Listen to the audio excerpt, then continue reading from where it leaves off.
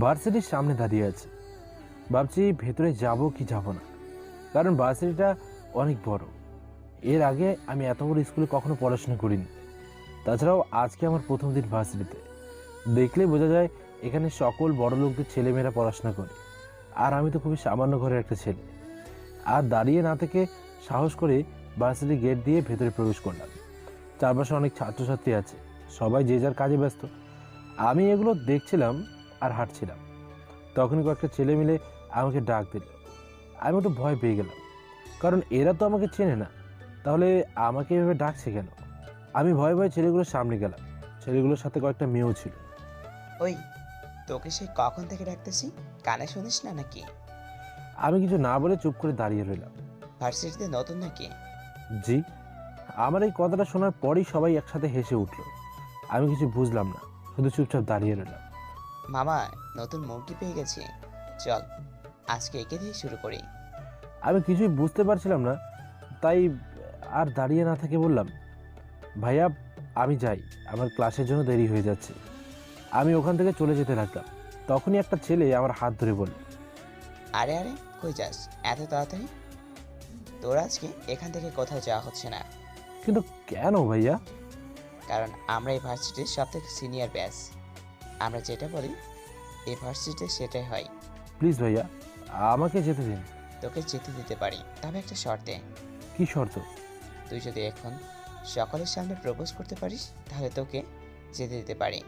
আমি ছেলেগুলোর কথা শুনে অনেক ভয় পেয়ে যাই, কারণ আমি যে খুবই সামান্য একটা ছেলে। এই অবস্থায় যদি আমি বড়লোকের মেয়েকে প্রপোজ করি, তাহলে না জানি আমার কি হবে। কিরে, চুপ কেন? ভাইয়া প্লিজ আমাকে যেতে দিন।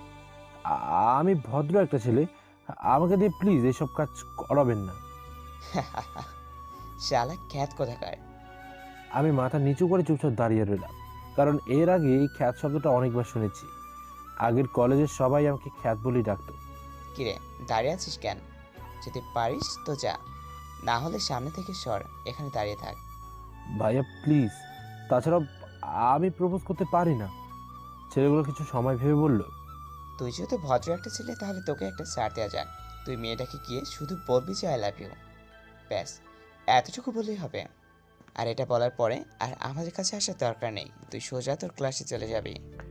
আমি আর কোনো উপায় না পেয়ে আস্তে আস্তে করে হেঁটে গিয়ে এগোতে লাগলাম মেয়েটার কাছে। আমি মেয়েটার দিকে এগিয়ে যাচ্ছি, আর ছেলেগুলো আমার দিকে তাকিয়ে দেখছে। আমি যতই সামনের দিকে এগিয়ে যাচ্ছি, ততই যেন আমার ভয়টা আরও বেড়ে যাচ্ছে। অবশেষে আমি মেয়েটার সামনে চলে এলাম। মেয়েটা তার বন্ধুদের সাথে গল্প করছিল। আমি গিয়ে তাকে ডাক দিলাম, আপু একটু শুনবেন? আমার কথায় মেয়েটা আমার দিকে ফিরে তাকালো। আমার দিকে তাকিয়ে আমাকে এমনভাবে দেখতে লাগলো যেন আমি তার অনেক বড় কোনো ক্ষতি করে ফেলেছি। কি হয়েছে? মনে কোনো ভয় না রেখেই এক নিঃশ্বাসে বলে ফেললাম, আমি আপনাকে ভালোবাসি। আমার এমন কথায় মেয়েটার সকল বন্ধুরা হেসে দেয় আর বলে, আরে মিম, তোর ডিমান্ড দেখে আজকাল বেড়ে গেছে। এইসব রাস্তার খেতেও আজকাল তোকে প্রপোজ করে। আরে দেখ না, জামা প্যান্টের কী অবস্থা, মনে হয় রাস্তার কোনো ফুটপাথ থেকে কিনেছে। আরে শুধু জামা প্যান্ট দেখলে হবে, ছেলেটা চেহারাটা একবার দেখ, কি কাইলা। মিম মেটার বন্ধুরা সবাই আমাকে এইগুলো বলে অপমান করতে লাগলো। আর তখনই মিম আমার গালে ঠাস করে একটা থাপ্পড় বসিয়ে দিল আর বলে, ছোট লোক কোথাকার, নিজের চেহারা আয়নায় দেখেছিস কখনো? দেখলে অবশ্য আমার মতো এত স্মার্ট একটা মেয়েকে প্রপোজ করার সাহস পেতি না। ছোট লোক কোথাকার।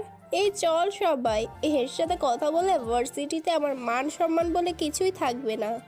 আমার চোখ দিয়ে 2 ফোঁটা পানি গড়িয়ে মাটিতে পড়লো। আমি পেছনে তাকিয়ে দেখি ছেলেগুলো আমার এমন অবস্থা দেখে প্রচুর হাসছে। এরপর বুঝতে পারলাম পুরো ভার্সিটির লোকই আমার দিকে তাকিয়ে হাসাহাসি করছে। আমি আর এক মুহূর্ত ওখানে দাঁড়িয়ে থাকতে পারলাম না। আমি কিছু দূর হেঁটে ক্যাম্পাসে একটা ফাঁকা জায়গায় চলে এলাম আর এসে চুপচাপ কান্না করতে লাগলাম। আপনারা হয়তো আমার সম্পর্কে কিছু জানেন না, আসুন আগে আমার পরিচয়টা দিয়ে নিই। আমি শ্রাবণ আহমেদ ইমন। পরিবার বলতে আমি, আমার বড় ভাই আর আম্মু, এই 3 জন মিলেই আমাদের ছোটোখাটো পরিবার। আম্মু অসুস্থ, ভাই একটা রিক্সা চালিয়ে আমাদের সংসার চালায়, আর আমি পড়াশোনা করি। আব্বু কিছুদিন আগে একটা রোড অ্যাক্সিডেন্টে মারা যায়, যার ফলে আমাদের পরিবার আর্থিকভাবে ভুগছে। বাকি সব কিছু আস্তে আস্তে জেনে নেবেন। চলুন গল্পে ফেরা যায়। আমি ক্যাম্পাসের একটা ফাঁকা জায়গায় একা একা বসেছিলাম। তখনই একটা ছেলে এসে আমার পাশে বসে পড়ে। আমি তাড়াতাড়ি আমার চোখের পানি মুছে ফেললাম। মন খারাপ? হুম। আমারও। গেট থেকে আসার সময় বড় ভাইয়া ধরে র্যাক দিয়েছে। আমাকেও। ও আচ্ছা, তোমার নাম কি? শ্রাবণ আহমেদ ইমন। তোমার? আমার নাম আরমান। আরমানের সাথে কথা বলে জানতে পারলাম ও আমার সাথেই পড়ে, তবে অন্য ডিপার্টমেন্ট। আমাদের ক্লাসের সময় হয়ে গেল, আরমান চলে গেল, আর আমিও আমার ক্লাসের দিকে যেতে লাগলাম। ক্লাসে ঢুকতে যাব তখনই কে যেন আমাকে পেছন থেকে ধাক্কা দেয়, আর আমি একটা মেয়ের সাথে ধাক্কা খাই। মেয়েটা আর আমি দুজনেই ফ্লোরে পড়ে যাই। আমি নিচ থেকে উঠে মেয়েটাকে বললাম, আম সরি, আমি আসলে আপনাকে দেখতে পাইনি। আমাকে কে যেন পেছন থেকে। আর কিছু বলার আগেই মেয়েটা আমার গালে ঠাস করে একটা থাপ্পড় বসিয়ে দেয়। আমি মুখে হাত দিয়ে দাঁড়িয়ে থাকি। তোর সাহস কি করে হয় আমাকে টাচ করার? ছোট লোক কোথাকার! জানি না কোথা থেকে এসব খ্যাত এখানে চলে আসে। পুরো ক্লাসের সবাই একসাথে হেসে উঠলো, সবাই আমাকে নিয়ে মজা করতে লাগলো। আমি চুপচাপ সেগুলো সহ্য করে ক্লাসের একদম পেছনের একটা সিটে গিয়ে বসে পড়লাম। ক্লাসে সবাই আমাকে বিভিন্ন নামে ডাকতে লাগলো, খ্যাত, ছোট লোক, গরিব, কাল্লা ইত্যাদি। আমি মাথা নিচু করে চুপ করে শুনছিলাম আর চোখ দিয়ে পানি ঝরাচ্ছিলাম। তখনই ক্লাসে স্যার প্রবেশ করে, সবাই দাঁড়িয়ে যায়, আর আমিও চোখের পানি মুছে দাঁড়িয়ে যাই। আজকে যেহেতু ভার্সিটির প্রথম ক্লাস আমাদের, তাই স্যার ক্লাস না নিয়ে সকলের সাথে পরিচয় হতে লাগলো। এক পর্যায়ে স্যার আমার কাছে চলে এলো। আমাকে দেখে স্যার একটু অবাক হলো। অবাক হওয়ার অনেকগুলো কারণ আছে। এর মধ্যে প্রথম কারণ হচ্ছে আমার গেট আপ একদমই ভালো ছিল না, আর এই ভার্সিটিতে যারাই পড়াশোনা করে তাদের চালচলন একদম উপরের পর্যায়ে। স্যার একটু অন্যভাবে আমাকে তাকিয়ে জিজ্ঞেস করলেন, তুমি কি এই ভার্সিটিতে ভর্তি হয়েছ? জি স্যার। তোমার নাম কি? শ্রাবণ আহমেদ ইমন। নাম তো বেশ ভালোই। তো এইবার তোমার পরিবার সম্পর্কে কিছু বলো। স্যার, আমার বাবা নেই, আমার ভাইয়া একজন রিক্সা চালক। আমার এমন কথা শুনে ক্লাসের সবাই অট্টহাসিতে মেতে উঠল। স্যার কাউকে না থামিয়েই আমাকে বলল, শোনো, তোমার ভাইয়া একজন রিক্সা চালক, তার পক্ষে কি এই ভার্সিটি খরচ চালানো সম্ভব হবে? তাই শুধু শুধু টাকা নষ্ট করো না। আমি তোমার স্যার, তাই তোমার ভালোর জন্যই বললাম। স্যার আমার ভাইয়ের স্বপ্ন এটা। ওকে, তোমার ইচ্ছে। এরপর স্যার তার ক্লাস করতে আরম্ভ করলো, আর আমি চুপচাপ তার ক্লাস করতে লাগলাম। এর মাঝে অনেকে আমাকে অনেকভাবে বিরক্ত করেছে, কিন্তু আমি কাউকে কিছু না বলে চুপচাপ ক্লাসে মনোযোগ দিই। এভাবে দেখতে দেখতে সবগুলো ক্লাস শেষ হয়ে গেল। আমি ভার্সিটি থেকে বের হয়ে সোজা বাসার দিকে হেঁটে হেঁটে যেতে লাগলাম। আজকে আমার জীবনের সবথেকে খারাপ দিনগুলোর মধ্যে একটা দিন ছিল, কারণ এর আগে কখনো আমি এত অপমানিত হইনি। ঠিক আছে, আমি মানলাম যে আমি ছোট লোক, কিন্তু তাই বলে কি আমার কোনো মান সম্মান নেই? এগুলো ভাবতে ভাবতে আমি বাসায় চলে এলাম। বাসায় এসে দেখি ভাইয়া দরজার সামনে দাঁড়িয়ে আছে। আমাকে দেখে ভাইয়া আমার সামনে চলে এলো। ভাই আমার, তুই এসে গেছিস? তোর জন্য সে কখন থেকে বসে আছে। কলেজের প্রথম দিন কেমন কাটলো? ভাইয়ার এমন হাসি মাখা মুখখানা দেখে আমার সব মন খারাপ দূর হয়ে গেল। আমি একটা হাসি দিয়ে বললাম, ভাইয়া অনেক ভালো কেটেছে ভার্সিটির প্রথম দিন। ভাই, তোকে কিন্তু মন দিয়ে পড়াশোনা করতে হবে। আমার খুব ইচ্ছে ছিল যে আমি পড়াশোনা করে একজন আর্মি অফিসার হব, কিন্তু দারিদ্রতা আমাকে সেটা হতে দেয়নি। তাই আমি চাই আমার ভাই পড়াশোনা করে আমার ইচ্ছেটা পূরণ করবে। ভাইয়া, আমি তোমার স্বপ্ন পূরণ করব, তুমি শুধু আমার উপরে ভরসা রেখো। এইবার বাসার ভিতরে চল, আম্মা আমাদের জন্য খাবার নিয়ে অপেক্ষা করছে। তোর জন্য বসে থাকতে থাকতে আমারও অনেক ক্ষুধা পেয়েছে। ভাইয়া, তোমাকে কতবার বলবো আমার জন্য না খেয়ে বসে থাকার দরকার নেই। এরপর ভাইয়া তার পুরনো কথাটা বলল, সেটা সে সবসময় আমাকে বলে আসে। তোকে সেরকম কখন খাবার খেয়েছি বল? আচ্ছা চলো তাহলে। এরপর আমি আর ভাইয়া একসাথে খাবার খেয়ে নিলাম। খাবার খেয়ে আমি আমার রুমে এসে বসে আছি। তখনই খেয়াল করে ভাইয়া আবার রিক্সা নিয়ে বের হতে যাবে। আমি আমার রুম থেকে বেরিয়ে ভাইয়ার কাছে চলে গেলাম। কিছু বলবি? ভাইয়া, তোমার এত কষ্ট করার দরকার নেই। সেই সকালবেলা রিক্সা নিয়ে বেরিয়েছো, আর একটু বাসায় এসেছো, এখন আবার। ভাইয়া আমার কাঁধে হাত দিয়ে বলল, পাগল একটা, রিক্সা না চালালে আমরা খাবো কি? আর তোর পড়াশোনার খরচই বা আসবে কোত্থেকে? ভাইয়া, তোমার কষ্ট যে আমি দেখতে পারি না, এর থেকে তুমি বাসায় যাও, আমি বরং রিক্সা নিয়ে বের হই। ভাই আমার, তোকে নিয়ে এসব ভাবতে হবে না। তুই শুধু মন দিয়ে পড়াশোনা কর। তোকে যে অনেক বড় হতে হবে, আমার স্বপ্ন পূরণ করতে হবে যে তোকে। বল, পারবি না? পারবি না আমার স্বপ্ন পূরণ করতে? ভাইয়া, পারবো। এইবার তুই ঘরে যা, আমি যাই, আমার দেরি হয়ে যাচ্ছে। আচ্ছা ভাইয়া, তাড়াতাড়ি এসো। এরপর ভাইয়া রিক্সা চালানোর জন্য চলে গেল। আমিও আর দেরি না করে বাসার ভেতরে চলে গেলাম। বাসায় এসে ভার্সিটির পড়াগুলো দেখতে লাগলাম। পরের দিন সকালে ঘুম থেকে উঠে দেখি ভাইয়া তার রুমে নেই। আমি সব জায়গায় খুঁজি কিন্তু পাই না। মা, ভাইয়া কোথায়? ভাইয়াকে তো কোথাও দেখতে পাচ্ছি না। তোর ভাইয়া আজকে একটু সকাল সকাল রিক্সা নিয়ে বেরিয়েছে, যাওয়ার আগে তোকে সময় মতো খেয়ে ভার্সিটি যেতে বলে গেছে। মা, ভাইয়ার অনেক কষ্ট করতে হয় আমাদের জন্য, তাই না? তোর বাবা চলে যাওয়ার পরে তো এই সংসার সব দায়ভার ওর উপরে গিয়েই পড়ে। মা এটা বলার পরে মায়ের চোখে স্পষ্ট পানি দেখতে পেলাম। আমি আর বেশি কথা বললাম না, কারণ আমি জানি আমি যত বেশি কথা বলবো আম্মু তত বেশি কান্না করবে। আমি সকালে খাবার খেয়ে ভার্সিটির উদ্দেশ্যে বেরিয়ে গেলাম। রাস্তা দিয়ে হেঁটে হেঁটে যাচ্ছিলাম, তখনই আমার ডিপার্টমেন্টের দুটো ছেলেকে দেখতে পেলাম। ওরা আমাকে ওদের কাছে ডাকলো। আমি চুপচাপ ওদের কাছে গেলাম। ওই কি অবস্থা তোর? ভালো, তোমাদের? আর ভালো কই? আচ্ছা, তোর ভাইয়া নাকি রিক্সা চালায়? আমি ওদের কথা ঠিক বুঝতে পারলাম না, আসলে ওরা কি বলতে যাচ্ছে। আমি মাথা নিচু করে বললাম, তোর ভাইয়া থাকে কই? হ্যাঁ, সারা রাস্তা হেঁটে আসা লাগতেছে, কোনো রিক্সা পাচ্ছি না। আমি এবার ওদের কথাগুলো বুঝতে পারলাম। আমি চুপচাপ ওদের কাছ থেকে চলে এলাম।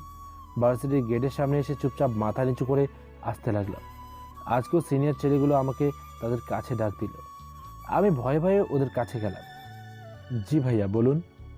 এই, তুই কি করছিস জানিস না নাকি? বড় ভাইদের দেখলে সালাম দিতে হয়।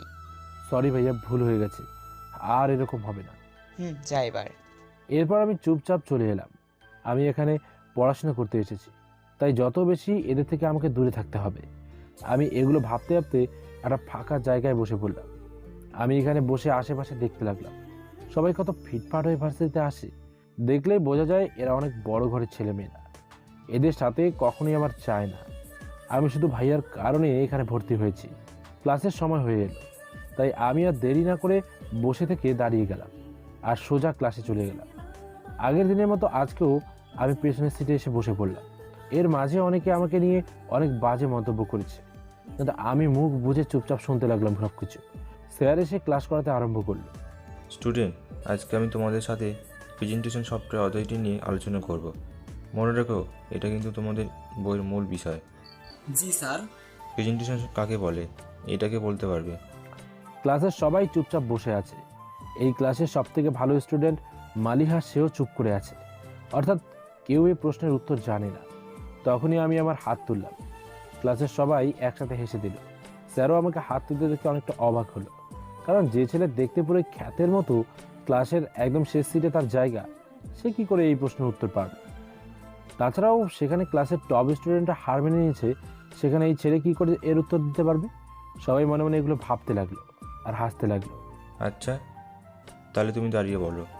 আমি দাঁড়িয়ে গেলাম আর বললাম, স্যার, পাওয়ার পয়েন্ট ফাইলকে প্রেজেন্টেশন বলা হয়। গুড। ক্লাসের সবাই হাসি বন্ধ করে দিল। সবাই আকাশ সমান অবাক হয়েছে। তখনই স্যার আবার জিজ্ঞেস করলো, মাইক্রোসফট পাওয়ার পয়েন্ট কোথায় প্রথম তৈরি হয়? মার্কিন যুক্তরাষ্ট্রে। সবাই অবাক হয়ে আমার দিকে তাকিয়ে থাকলো। এরপর স্যার একের পর এক প্রশ্ন করতে লাগলো আমাকে, আর আমি সেগুলোর উত্তর ঠিকঠাক দিতে লাগলাম, কারণ এই সব কিছুই আমার আগে থেকেই জানা ছিল। ক্লাসের মধ্যে সব থেকে বেশি অবাক হয়েছে মালিহা, কারণ সে তো কল্পনাও করতে পারেনি যে তার থেকে ভালো স্টুডেন্ট এই কলেজে হতে পারে। এদিকে স্যার অবাক হয়ে আমাকে জিজ্ঞেস করলো, শ্রাবণ, তোমার এইচএসসি রেজাল্ট কী ছিল? Sir, golden A+। ব্যাস, ক্লাসের সবাই চুপ হয়ে আমার দিকে তাকিয়ে আছে। শ্রাবণ, তুমি আজকে প্রমাণ করে দিলে যে ডোন্ট জাজ বাই বুকস কভার। তোমার আশেপাশে অনেকে অনেক কিছু বলবে, কিন্তু তুমি এগুলোতে কান্না দিয়ে এগিয়ে যাও, ভবিষ্যতে অনেক বড় কিছু হবে। Thank you sir. এরপর স্যার তার ক্লাস করতে লাগলো আর সবাই ক্লাসে মনোযোগ দিল। কিন্তু এদিকে মালিহা মেয়েটা ভেতরে ভেতরে অনেক জ্বলে পড়ে যাচ্ছিল, কারণ স্যার এই প্রথম তার সামনেই অন্য কাউকে ভালো স্টুডেন্ট বলল। মালিহা মনে মনে অনেক রেগে যায়। এভাবে আজকের প্রতিটা ক্লাস শেষ হয়ে গেল। আজকে আমার সবগুলো ক্লাসই ভালো কেটেছে, কারণ সব স্যারের ক্লাসেই আমি ঠিকঠাক উত্তর দিতে পেরেছি, আর সব স্যারেরাই আমাকে চিনে নিয়েছে। তারা আমাকে একটু অন্যভাবে গাইড করতে শুরু করেছে। আমি খুশি মনে ক্লাস শেষ করে ভার্সিটির বাইরে বের হলাম। তখনই একটা মেয়ের গলার আওয়াজ টের পেলাম। শ্রাবণ, শ্রাবণ, এই শ্রাবণ। আমি পেছনে ফিরে তাকালাম। পিছে ফিরে দেখি মালিহা মেয়েটা আমার নাম ধরে ডাকছে আর আমার দিকে ছুটে আসছে। আমি এটা দেখে দাঁড়িয়ে পড়লাম। মালিহা আমার কাছে এসেই হাত বাড়িয়ে দিল আর বলল, হাই, আমি মালিহা। হ্যালো। তুমি তো অনেক ভালো স্টুডেন্ট। আমি এতদিন ধরে তোমার মতোই একজন স্টুডেন্ট খুঁজতেছিলাম, কিন্তু কিছুতেই পাচ্ছিলাম না। কিন্তু কেন? আসলে আমার না কোনো ফ্রেন্ড নেই এই ভার্সিটিতে। যার সাথে ফ্রেন্ডশিপ করতে যাই সে হয়তো খারাপ, না হয় বাজে স্টুডেন্ট, তাই আমার কোনো ফ্রেন্ড নেই। ও, আমরা কি ফ্রেন্ড হতে পারি? আমি মালিহার কথা শুনে অনেক অবাক হয়ে যাই, কারণ ক্লাসের সবাই জানে আমি একজন গরিব ঘরের ছেলে। তাছাড়াও আমার ভাইয়া একজন রিক্সা চালক। তাহলে কি করে মালিহা আমার সাথে ফ্রেন্ডশিপ করতে চায়? আমি মনে মনে এগুলো ভাবতে লাগলাম। কি হলো, চুপ করে আছো কেন? না, আসলে তুমি তো জানোই আমি খুবই সামান্য ঘরের একটা ছেলে, আর তুমি নিশ্চয়ই কোনো বড়লোক ঘরের মেয়ে। তোমার আর আমার মধ্যে আকাশ পাতাল তফাৎ। তাহলে বলো কি করে এটা সম্ভব? আরে বুদ্ধু, তোমাকে এইগুলো কে বলেছে? ফ্রেন্ডশিপের মধ্যে আবার ধনী গরিব আছে নাকি? আজ থেকে আমরা ফ্রেন্ড, ওকে? আমি অনেক অবাক হলাম মালিহার কথায়, কারণ আজ পর্যন্ত কোনো মেয়েই আমার সাথে এত ভালো করে হেসে কথা বলেনি। আমি মাথা নাড়িয়ে হ্যাঁ বলি। এই তো, গুড বয়। আজকে তাহলে আমি আসি, কালকে সকালে ভার্সিটি এসে আমার জন্য অপেক্ষা করবে। তোমার সাথে অনেক কথা আছে। আচ্ছা। এরপর মালিহা ওর গাড়ি করে বাসার দিকে চলে গেল। যাওয়ার সময় অবশ্য একটা মিষ্টি হাসি উপহার দিয়ে গেছে মালিহা। আমার ভেতরে আজকেই প্রথম একটা ভালো লাগে কাজ করতে লাগলো, কোনো মেয়েকে নিয়ে। আমি এত সুন্দর মধুর কণ্ঠ এর আগে কখনো শুনিনি। তাছাড়াও কত সুন্দর মেয়েটার কথা বলার স্টাইল, এগুলোই ভাবছিলাম আর রাস্তা দিয়ে হাঁটছিলাম। বাসায় এসে দেখি ভাইয়া আজকেও আমার জন্য অপেক্ষা করে আছে। আমি ভাইয়ার কাছে যাওয়ার সাথে সাথেই ভাইয়া আমার হাতে একটা ব্যাগ ধরিয়ে দিল। আমি অবাক হয়ে ভাইকে জিজ্ঞেস করলাম, ভাইয়া এতে কি আছে? খুলে দে, কি আছে এতে? আমি ব্যাগটা খুলে দেখি আমার ভার্সিটির নতুন বই। আমি ভাইয়াকে সাথে সাথে জড়িয়ে ধরি। ধন্যবাদ ভাইয়া, তুমি জানো না আমি আজ কতটা খুশি হয়েছি। আরে পাগল, এত ভালোবাসা দেখাতে হবে না। আমি জানি তোর কাছে বই না থাকার কারণে ঠিকঠাক পড়াশোনা করতে পারছিলি না, তাই তো তোর জন্য এগুলো নিয়ে এলাম।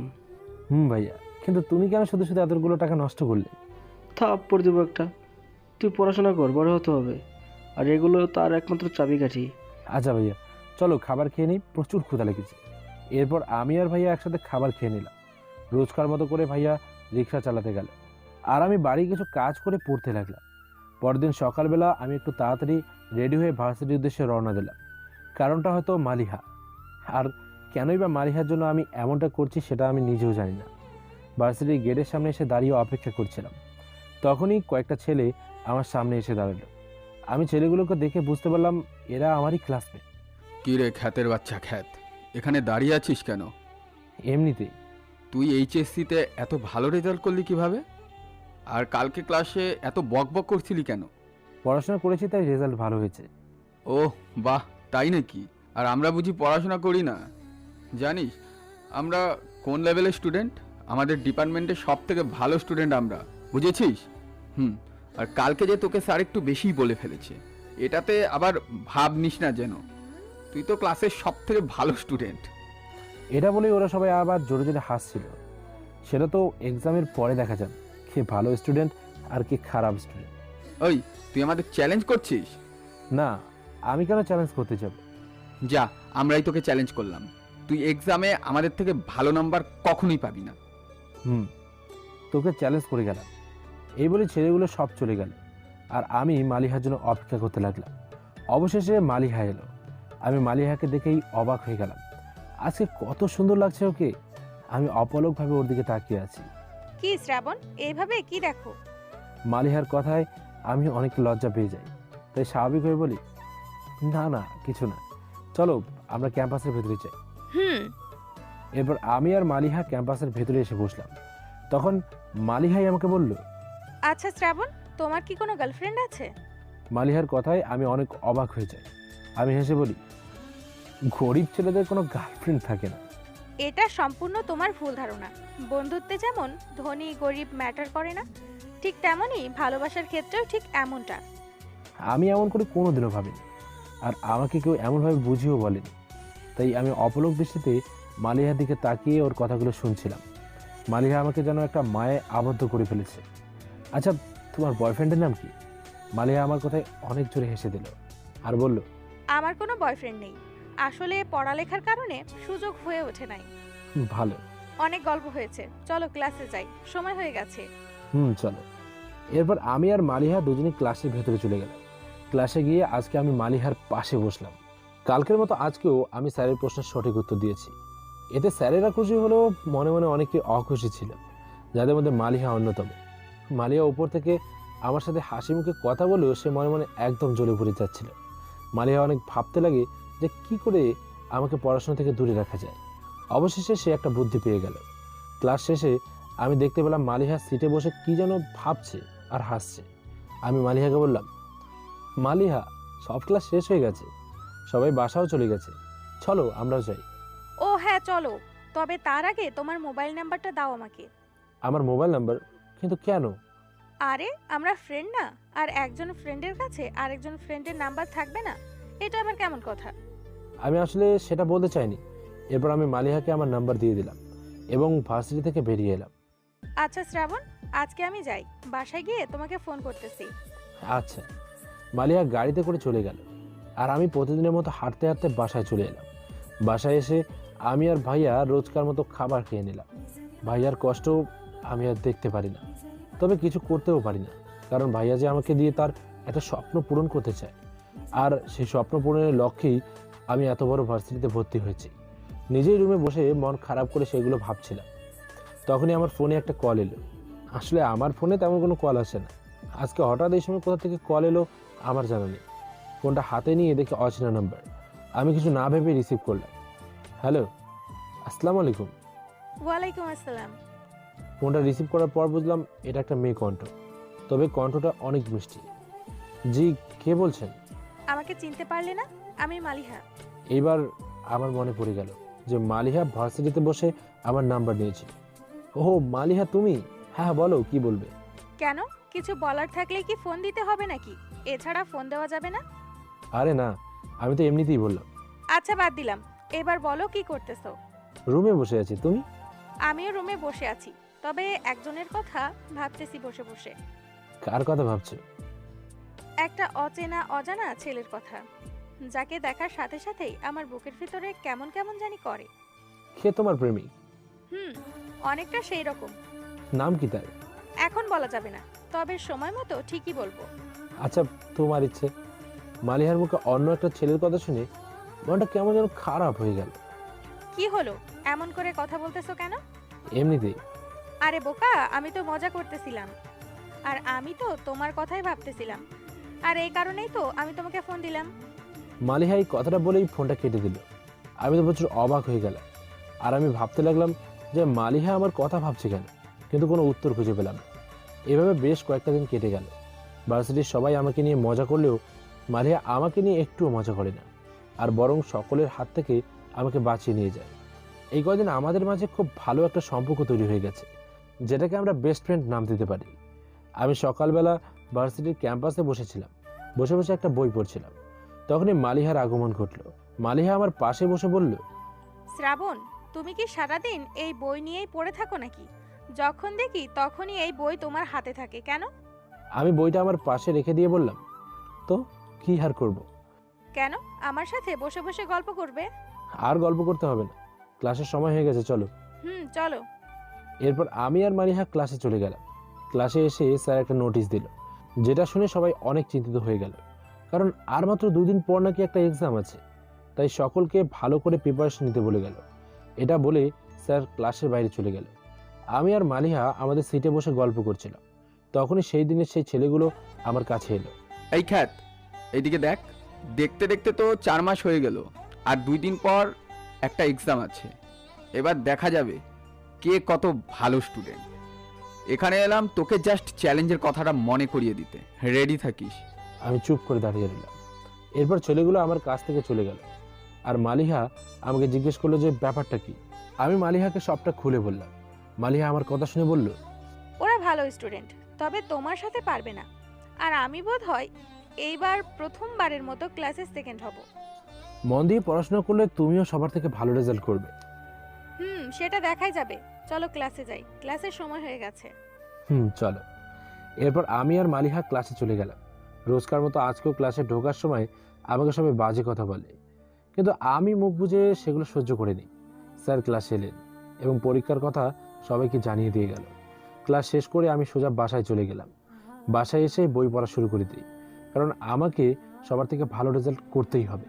সবাইকে দেখিয়ে দিতে হবে যে গরিবের ছেলেমেয়েরাও ভালো রেজাল্ট করতে পারে।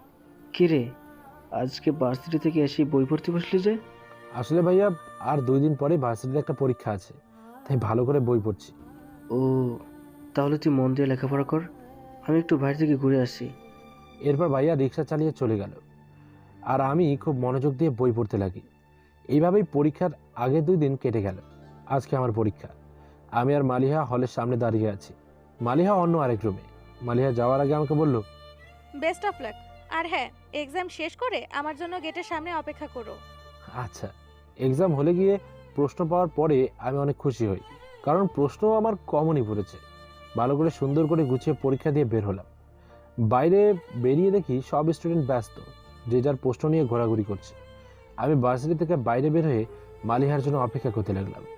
বেশ কিছু সময় পরে মালিহা বাইরে এলো। মালিহা, তোমার এক্সাম কেমন হলো?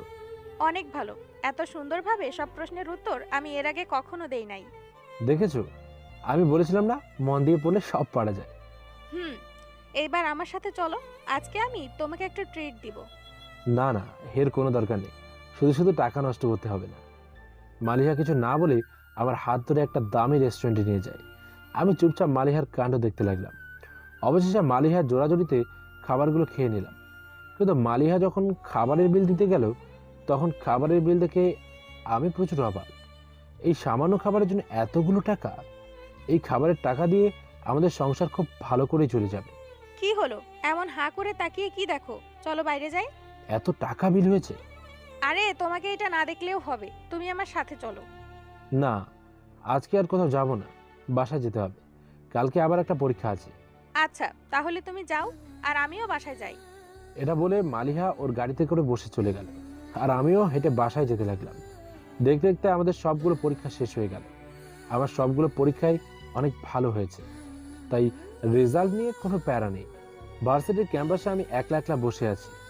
আজকে আমাদের রেজাল্ট দেবে। একে একে সব স্টুডেন্ট ভার্সিটিতে আসতে লাগলো। তখনই আমার কাছে সেই ছেলেগুলো এলো। কি রে, খুব চিন্তা হচ্ছে নাকি? আমি হঠাৎ ওদের কথা শুনে একটু ঘাবড়ে যাই। এরপর বলি, আমার টেনশন হবে কেন? রেজাল্ট নিয়ে চিন্তা হচ্ছে না তোর? না, মোটেও না। হ্যাঁ, তোর রেজাল্ট খারাপ হলেই বা কি, তুই এরপর পড়াশোনা বাদ দিয়ে রিক্সা চালানো শুরু করবি। তোর ভাইয়ের মতন রিক্সা চালিয়ে কিন্তু অনেক টাকা উপার্জন করতে পারবি। আর আমাদের নিয়ে ভার্সিটিতে আসবি। সবাই একসাথে হেসে উঠল। আমার মনটা অনেক খারাপ হয়ে গেল, কারণ ভার্সিটির সবাই আমাকে নিয়ে মজা করলে ঠিক ছিল। কিন্তু না, এরা সবাই কথায় কথায় আমার ভাইয়াকে ডেকে আনে আর অপমান করে। আজকে শুধুমাত্র আমি গরিব বলে এর কোনো প্রতিবাদ করতে পারি না। হঠাৎ করে কোথা থেকে মালিহা চলে এলো আর বলল, এ কি শ্রাবণ, তোমার মন খারাপ নাকি আজকে? না। তাহলে মুখটা এমন করে রেখেছো কেন? একটু পরে নোটিশ বোর্ডের রেজাল্ট দিবে, একটু হাসি খুশি থাকো। অবশেষে সেই মুহূর্ত এলো, আমাদের রেজাল্ট দিয়ে দিল। আমি আগে থেকে জানতাম যে এমন একটা কিছু হবেই। আমাদের ডিপার্টমেন্টের সবথেকে বেশি মার্ক আমি পেয়েছি, এবং এরপর মালিহা ওর রেজাল্ট শুনেই কাউকে কিছু না বলেই বাসায় চলে যায়। আমি কিছু বুঝতে পারলাম না যে মালিহা আমাকে কিছু না বলেই কেন চলে গেল। আমি রাস্তা দিয়ে মনে খুশিতে হেঁটে হেঁটে বাসার উদ্দেশ্যে যাচ্ছিলাম। তখনই পেছন থেকে আমাকে কয়েকজন মিলে ডাক দিল। আমি তাকিয়ে দেখি কয়েকজন ছেলে মেয়ে। ওরা সবাই আমার সাথে পড়ে, কিন্তু আমি ওদের সাথে এর আগে কখনো কথা বলিনি। আজকে হঠাৎ করে ওরা আমাকে ডাকছে কেন? আমি এগুলো ভাবতে ভাবতে ওদের কাছে চলে এলাম। শ্রাবণ, তুই তো আমাদের মধ্যে সব থেকে ভালো রেজাল্ট করেছিস, তাহলে সেই উপলক্ষে আমাদের একটা ট্রিট দে। আমি ওদের কথায় অনেক ভয় পেয়ে যাই, কারণ আমার কাছে তো টাকা নেই। তাহলে ওদেরকে খাওয়াবো কি? কি হলো, কি ভাবছিস? চল, ওইদিকে ভালো একটা রেস্টুরেন্ট আছে। আমি আমার মাথাটা নিচু করে বললাম, আমার কাছে টাকা নেই। সবাই হেসে উঠল আর বলল, ও শিট, আমাদের তো মনেই ছিল না যে তুই একটা রিক্সাওয়ালার ভাই। তোর কাছে টাকা আসবে কোথা থেকে? এখন আমরা যদি ওর টাকার কিছু খাই, তাহলে দেখা যাবে যে ও নিজেই না খেয়ে থাকবে কিছুদিন। শালার বন্ধুদের টিপ দেওয়ার ক্ষমতা নেই, আসছে আবার এই ভার্সিটিতে পড়তে। আমি ওদের কথা চুপচাপ শুনতে লাগলাম, আর আজকেও আমার চোখ দিয়ে পানি গড়িয়ে পড়ল। আমি আর দাঁড়িয়ে থাকতে পারলাম না, চুপচাপ ওদের সামনে থেকে চলে এলাম। আমি আসার পর থেকেই ওরা আমার দিকে তাকিয়ে এভাবে হাসতে লাগলো। চোখের পানি মুছে বাসার দিকে যেতে লাগলাম। বাসার সামনে এসে দেখি মা আর ভাইয়া আমার জন্য অপেক্ষা করে বসে আছে। আমি ভাইয়াকে এই সময় বাড়িতে দেখে জিজ্ঞেস করলাম, ভাইয়া তুমি এই সময় বাড়িতে?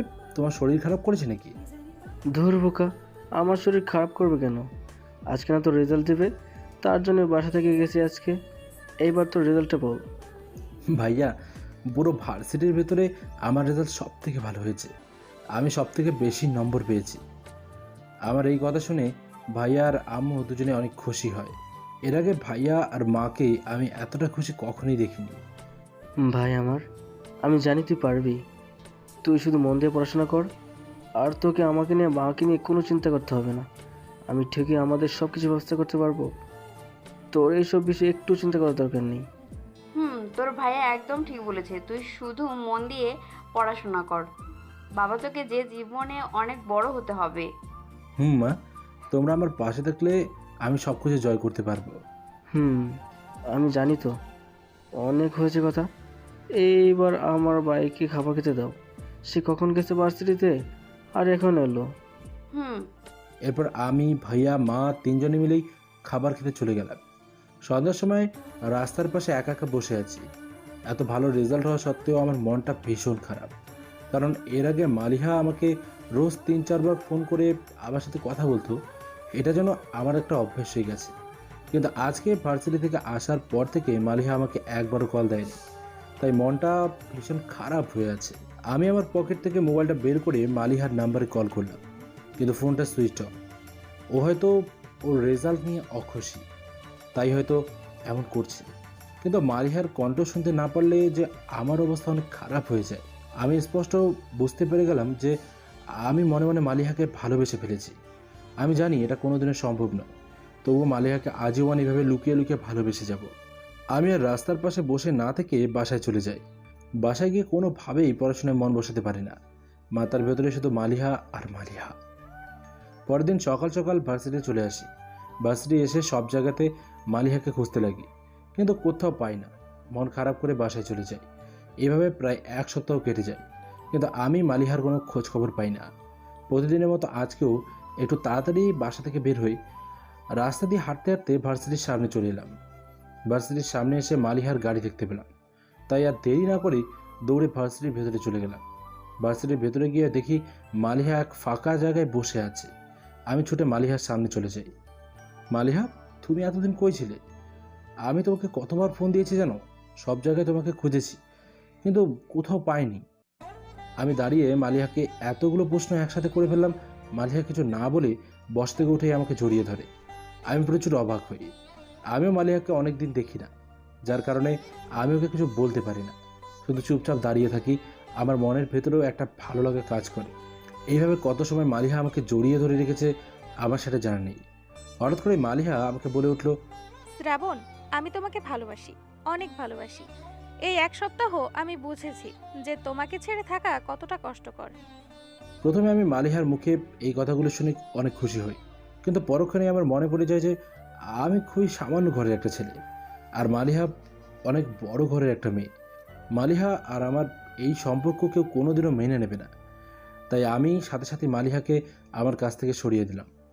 মালিহা আমার দিকে তাকিয়ে বলল, শ্রাবণ, তুমি কি আমাকে পছন্দ করো না? কি হলো, কথা বলতেছো না কেন? আমি জানি তুমি আমাকে পছন্দ করো। বিশ্বাস করো শ্রাবণ, আমি তোমাকে না পেলে মরে যাব। দেখো মালিহা, আবেগ দিয়ে কোনো কিছু হয় না। তুমি কোথায় আর আমি কোথায়, আমাদের এই সম্পর্ক কেউ কোনোদিনও মেনে নেবে না। তুমি বোঝার চেষ্টা করো। শ্রাবণ, আমি সবকিছু বুঝে শুনেই তোমাকে আমার মনের কথা বলেছি। কে কি বললো এটা তোমাকে চিন্তা করতে হবে না। দুজন দুজনকে ভালোবাসলেই হবে। এটা সম্ভব না মালিহা। আমি এটা বলেই মালিহার কাছ থেকে চলে আসতে যাব। তখনই মালিহা ওর ব্যাগ থেকে একটা ফল কাটা চাকু বের করে ওর হাতে ধরলো আর আমাকে বলল, শ্রাবণ, তুমি যদি আমাকে আজকে ফিরিয়ে দাও তাহলে আমি এখানেই সুইসাইড করব। আমি হঠাৎ করে মালিহার এমন কাণ্ড দেখে প্রচুর ভয় পেয়ে যাই, আর সাথে সাথে মালিহার কাছে ছুটে যাই। মালিহা আমার কাছ থেকে দূরে চলে যায় আর বলে, খবরদার আমার কাছে আসার চেষ্টা করবে না। তুমি আগে বলো যে আমাকে ভালোবাসো কিনা। আমি কিছু বলছি না, চুপচাপ শুধু মালিহার দিকে তাকিয়ে থাকি। তখনই মালিহার হাতের দিকে লক্ষ্য করে দেখি ওর হাত থেকে হালকা রক্ত বেরোচ্ছে। আমি আর কিছু ভাবতে পারলাম না, সোজা মালিহার কাছে চলে যাই আর ওর হাত থেকে চাকুটা ফেলে দিলাম। মালিহা, আমি তোমাকে ভালোবাসি, অনেক ভালোবাসি, শুধু সমাজের ভয়ে বলতে পারি না। এই কথাটা বলার সাথে সাথেই মালিহা আমাকে জড়িয়ে ধরে। মালিহার চোখে স্পষ্ট পানি দেখতে পাই আমি মালিহাকে আমার কাছ থেকে ছাড়িয়ে ওর হাতটা ধরলাম। হাতের দিকে তাকিয়ে দেখি হালকা একটা চাকুর দাগ। আমি মালিহাকে নিয়ে সোজা একটা ফার্মেসিতে চলে গেলাম। এরপর মালিহার হাতে ব্যান্ডেজ করিয়ে দিলাম। এসবের কোনো দরকার ছিল না।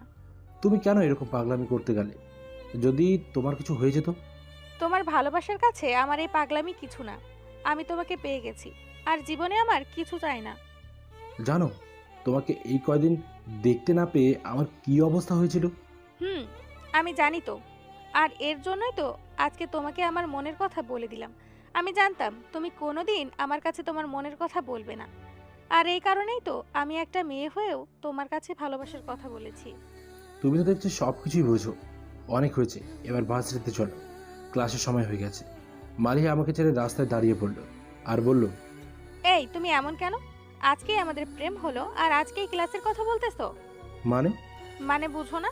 আজকে আমরা সারাদিন ঘুরবো, অনেক দিন কোথাও ঘুরি না, আর তার উপর আবার আজকে আমি তোমাকে আপন করে পেয়েছি। মালিহার কথা শুনে মনটা অনেক খারাপ হয়ে গেল, কারণ পকেটে যে কয় টাকা ছিল সেটা ফার্মেসিতে গিয়ে খরচ হয়ে গেছে। এখন তাহলে কি করে মালিহাকে নিয়ে ঘুরবো? মালিহা, তুমি জানোই আমার... একটা থাপ্পড় দিব। আমি বুঝি কিছুই বুঝি না? আমি থাকতে তোমাকে টাকা নিয়ে চিন্তা করতে হবে না। বিষয়টা ভালো দেখায় না মালিহা, একজন বয়ফ্রেন্ড হয়ে গার্লফ্রেন্ডের টাকায় ঘুরবো? উফ, তুমি একটু বেশিই বলো। চলো তো আমার সাথে। এরপর মালিহা একটা রিক্সা দাঁড় করালো এবং আমাকে নিয়ে একটা রিক্সায় উঠে পড়লো। এই প্রথম আমি কোনো মেয়ের সাথে রিক্সায় উঠেছি, তার উপরে এটা আবার আমার পছন্দের মানুষ। অসাধারণ একটা অনুভূতি কাজ করছে। মালিহা আমার হাত ধরে আমার কাঁধে মাথা রেখে বসে আছে। আজকে নিজেকে সত্যি অনেক লাকি মনে হচ্ছে। হঠাৎ করে মালিহা রিক্সা থামাতে বলল। কি হয়েছে? রিক্সা থামাতে বললে কেন? ওই দেখো, রাস্তার ওই পাশে ফুচকাওয়ালা। চলো আমরা ফুচকা খাবো আজকে। আমি তো কোনোদিন এইগুলো খাইনি। আরে চলো, আজকে খাবে। এরপর মালিহা আমাকে নিয়ে ফুচকাওয়ালার কাছে কাছে নিয়ে গেল এবং 1 প্লেট ফুচকা দিতে বলল। আমি বিষয়টি ভালো বুঝছিলাম না যে আমরা দুজন মানুষ, তাহলে প্লেট একটা কেন? আমি মনে মনে এগুলো ভাবছিলাম। তখনই মালিহা আমার গালে একটা ফুচকা ভরে দিল। আমি অবাক হয়ে মালিহার দিকে তাকিয়ে রইলাম। কি হলো? আমাকে খাইয়ে দিবে কে? এরপর আমিও একটা হাসি দিয়ে মালিহাকে খাইয়ে দিতে লাগলাম। এইভাবে ফুচকার পর্ব শেষ হলো। এরপর মালিহা আমাকে নিয়ে আবার রিক্সায় উঠল। মালিহা, আমরা কোথায় যাচ্ছি? উফ, তুমি চুপ থাকো তো। আমি তোমাকে নিয়ে আমার পছন্দের একটা জায়গায় যাচ্ছি। আচ্ছা। এরপর বেশ কিছু সময় পর একটা খোলা মাঠে চলে এলাম। শহর থেকে অনেক দূরে একটা জায়গা, অপরূপ একটা পরিবেশ। এখান থেকে তাকিয়ে দেখলে বিল্ডিংগুলো অনেক ছোট ছোট মনে হয়। কি মিস্টার, কেমন লাগলো জায়গাটা? অনেক সুন্দর, কিন্তু তুমি এই জায়গার খোঁজ পেলে কিভাবে? সিক্রেট। এই চলো আমরা ওই দিকে গিয়ে বসি, এই সাইডে অনেক কাপল আছে। আমি এবার খেয়াল করে দেখি যে আশেপাশে কিছু লোকজন আছে। লোকজন বললে ভুল হবে, এরা তো গার্লফ্রেন্ড বয়ফ্রেন্ড। মানে জায়গাটা একটা পার্কের মতো। আমি আর বেশি খেয়াল না করে আমার জানের দিকে নজর দিলাম। মালিহা, আজকে তোমাকে অনেক সুন্দর লাগছে। কেন, শুধু আজকে কি সুন্দর লাগতেছে? এর আগে সুন্দর লাগে নাই? এর আগেও সুন্দর লাগতো, কিন্তু বলতে পারতাম না।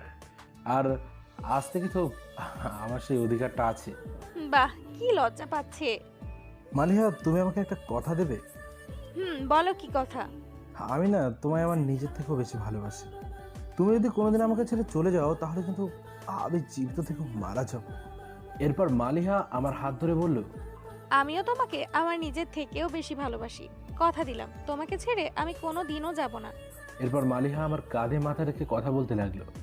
এভাবে গল্প করতে করতে কখন যে সন্ধ্যা হয়ে গেছে আমরা দুজনে কেউই খেয়াল করিনি। মালিহা, আমাদের বাসায় যাওয়া উচিত, সন্ধ্যা হয়ে গেছে প্রায়। আরেকটু সময় থাকি না? না, একদমই না। বাসায় সবাই চিন্তা করবে, চলো। এরপর আমি মালিহাকে একটা রিক্সায় উঠিয়ে দিলাম। মালিহা চলে গেল আর আমি হাঁটতে হাঁটতে বাসার দিকে যেতে লাগলাম। পরের দিন সকালবেলা ভার্সিটি যাওয়ার জন্য রেডি হয়ে রাস্তায় বের হতেই আমি অবাক হয়ে যাই, কারণ মালিহা আমার বাসার সামনে দাঁড়িয়ে আছে। আমি মালিহাকে দেখেই ওর হাত ধরে সামনে নিয়ে এলাম। এখনই ভাইয়া রিক্সা নিয়ে বের হবে, আর ভাইয়া যদি আমার সাথে মালিহাকে দেখে ফেলে তাহলে আমার 12টা বেজে যাবে। কি হলো? তুমি এইভাবে আমাকে টেনে নিয়ে এলে কেন? তুমি আমার বাসার সামনে আসতে গেলে কেন? ভাইয়া দেখে ফেলে সমস্যা হয়ে যাবে। দেখুক, আমি তোমাকে না দেখে থাকতেই পারছিলাম না, তাই তো সকাল সকাল তোমার বাসার সামনে চলে এলাম। আমি একটু হেসে বললাম, মাত্র রাত্রিটুকু দেখা হয়নি, তাতেই অবস্থা। তোমাকে না দেখতে পেলে আমার ভালো লাগে না। এরপর আমি মালিহার হাত ধরে হাঁটতে লাগলাম। হঠাৎ করেই মালিহা বলে উঠল, শ্রাবণ, চলো না আজকে ওই দিকটায় গিয়ে ঘুরে আসি। না, কালকেই তো ঘুরলাম। তো কি হয়েছে, আজকেও আমাকে নিয়ে ঘুরতে হবে, আর না হলে কিন্তু তোমার সাথে কথা বলবো না। আচ্ছা বাবা, ঠিক আছে, চলো। এরপর আমি মালিহাকে নিয়ে আজকে ঘুরতে বেরোলাম। আজকেও ভার্সিটিতে যাওয়া হলো না। এভাবে প্রায় 1 বছর পার হয়ে গেল। এর মাঝে আমি একবারও অনুভব করিনি যে মালিহা আমাকে ভালোবাসে না। আমি আমার জীবনে মালিহার মতো কাউকে পেয়ে সত্যি নিজেকে ধন্য মনে করি। তবে মালিহার কারণে আমার একটা সমস্যা হচ্ছিল। আমি ঠিকভাবে পড়াশোনায় মনোযোগ দিতে পারছিলাম না। তবে মালিহার জন্য তো আমি এটুকু স্যাক্রিফাইস করতেই পারি। আমার আর মালিহার দিনগুলো অনেক ভালো কাটছিল। আমার জীবনের সবচেয়ে ভালো মুহূর্তগুলোর সব কিছুতেই মালিহা যুক্ত ছিল। কালকে আমার 2nd ইয়ারের ফাইনাল এক্সাম। এই কারণে আমি একটু আগেই ভার্সিটি আসি। ভার্সিটিতে এসে স্যারের সাথে কিছু সময় কথা বলে বাসায় যাচ্ছিলাম। তখন আমার সামনে একটা গাড়ি এসে দাঁড়ালো। আমি তাকে দেখে মালিহা এসেছে। আমি মালিহাকে দেখেই একটা হাসি দিই। এরপর মালিহা আমাকে নিয়ে ক্যাম্পাসে চলে এলো। মালিহা আমাকে এখানে নিয়ে এলে কেন? আমাকে বাসায় যেতে হবে, কালকে আমাদের এক্সাম, মনে আছে? আমার সবকিছুই মনে আছে। তাহলে? তুমি আমাকে মোটেও ভালোবাসো না। আমি মালিহার কথায় অনেক অবাক হয়ে যাই আর বলি, মানে? যদি তুমি আমাকে ভালোই বাসতে তাহলে আমাকে অন্তত একবার প্রপোজ করতে, কিন্তু তুমি আমাকে একবারও প্রপোজ করো নাই। এইবার আমি মালিহার কথার মানে বুঝতে পারলাম। আমি হেসে বললাম, আমি তো প্রপোজ করতে পারি না, আর তাছাড়া ক্যাম্পাসে সবাই আছে, আমি পারবো না। তুমি এখনই আমাকে প্রপোজ করবে, আর সেটাও সকলের সামনে। মালিহা প্লিজ। তুমি যদি আমাকে এখন প্রপোজ না করো তাহলে কিন্তু আমি কিছু একটা করে বসবো, আর তুমি তো জানোই আমি কি করতে পারি।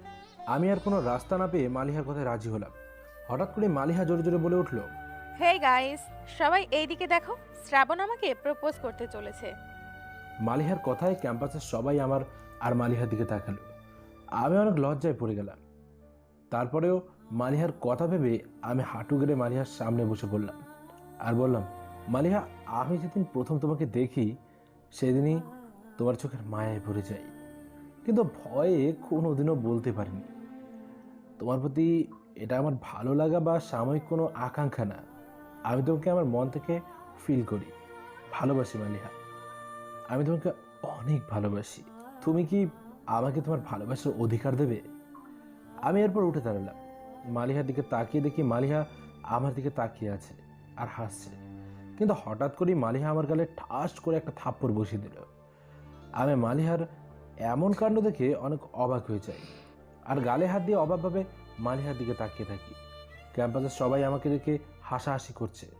তখনই মালিহা বলতে শুরু করলো,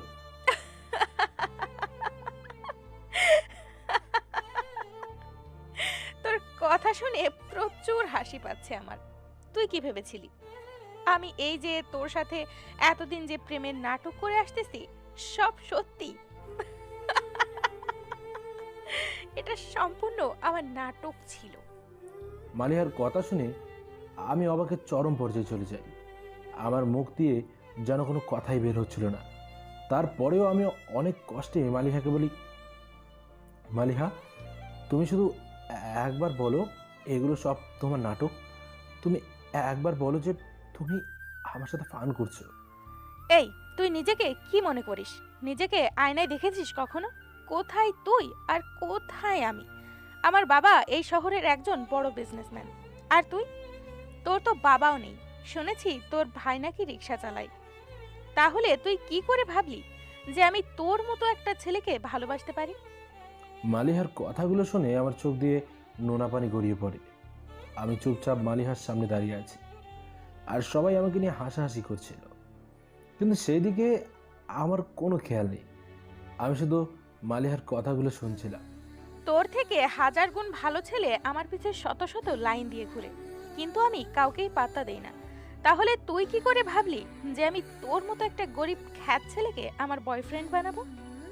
আমি আমার চোখের পানি মুছে মালিহাকে জিজ্ঞেস করলাম, তাহলে এতদিন আমার সাথে এইগুলো কি ছিল? কেন শুধু শুধু আমার মতো একটা ছেলের সাথে ভালোবাসার নাটক করলে? আর কেনই বা আমার মন নিয়ে খেলা করলে?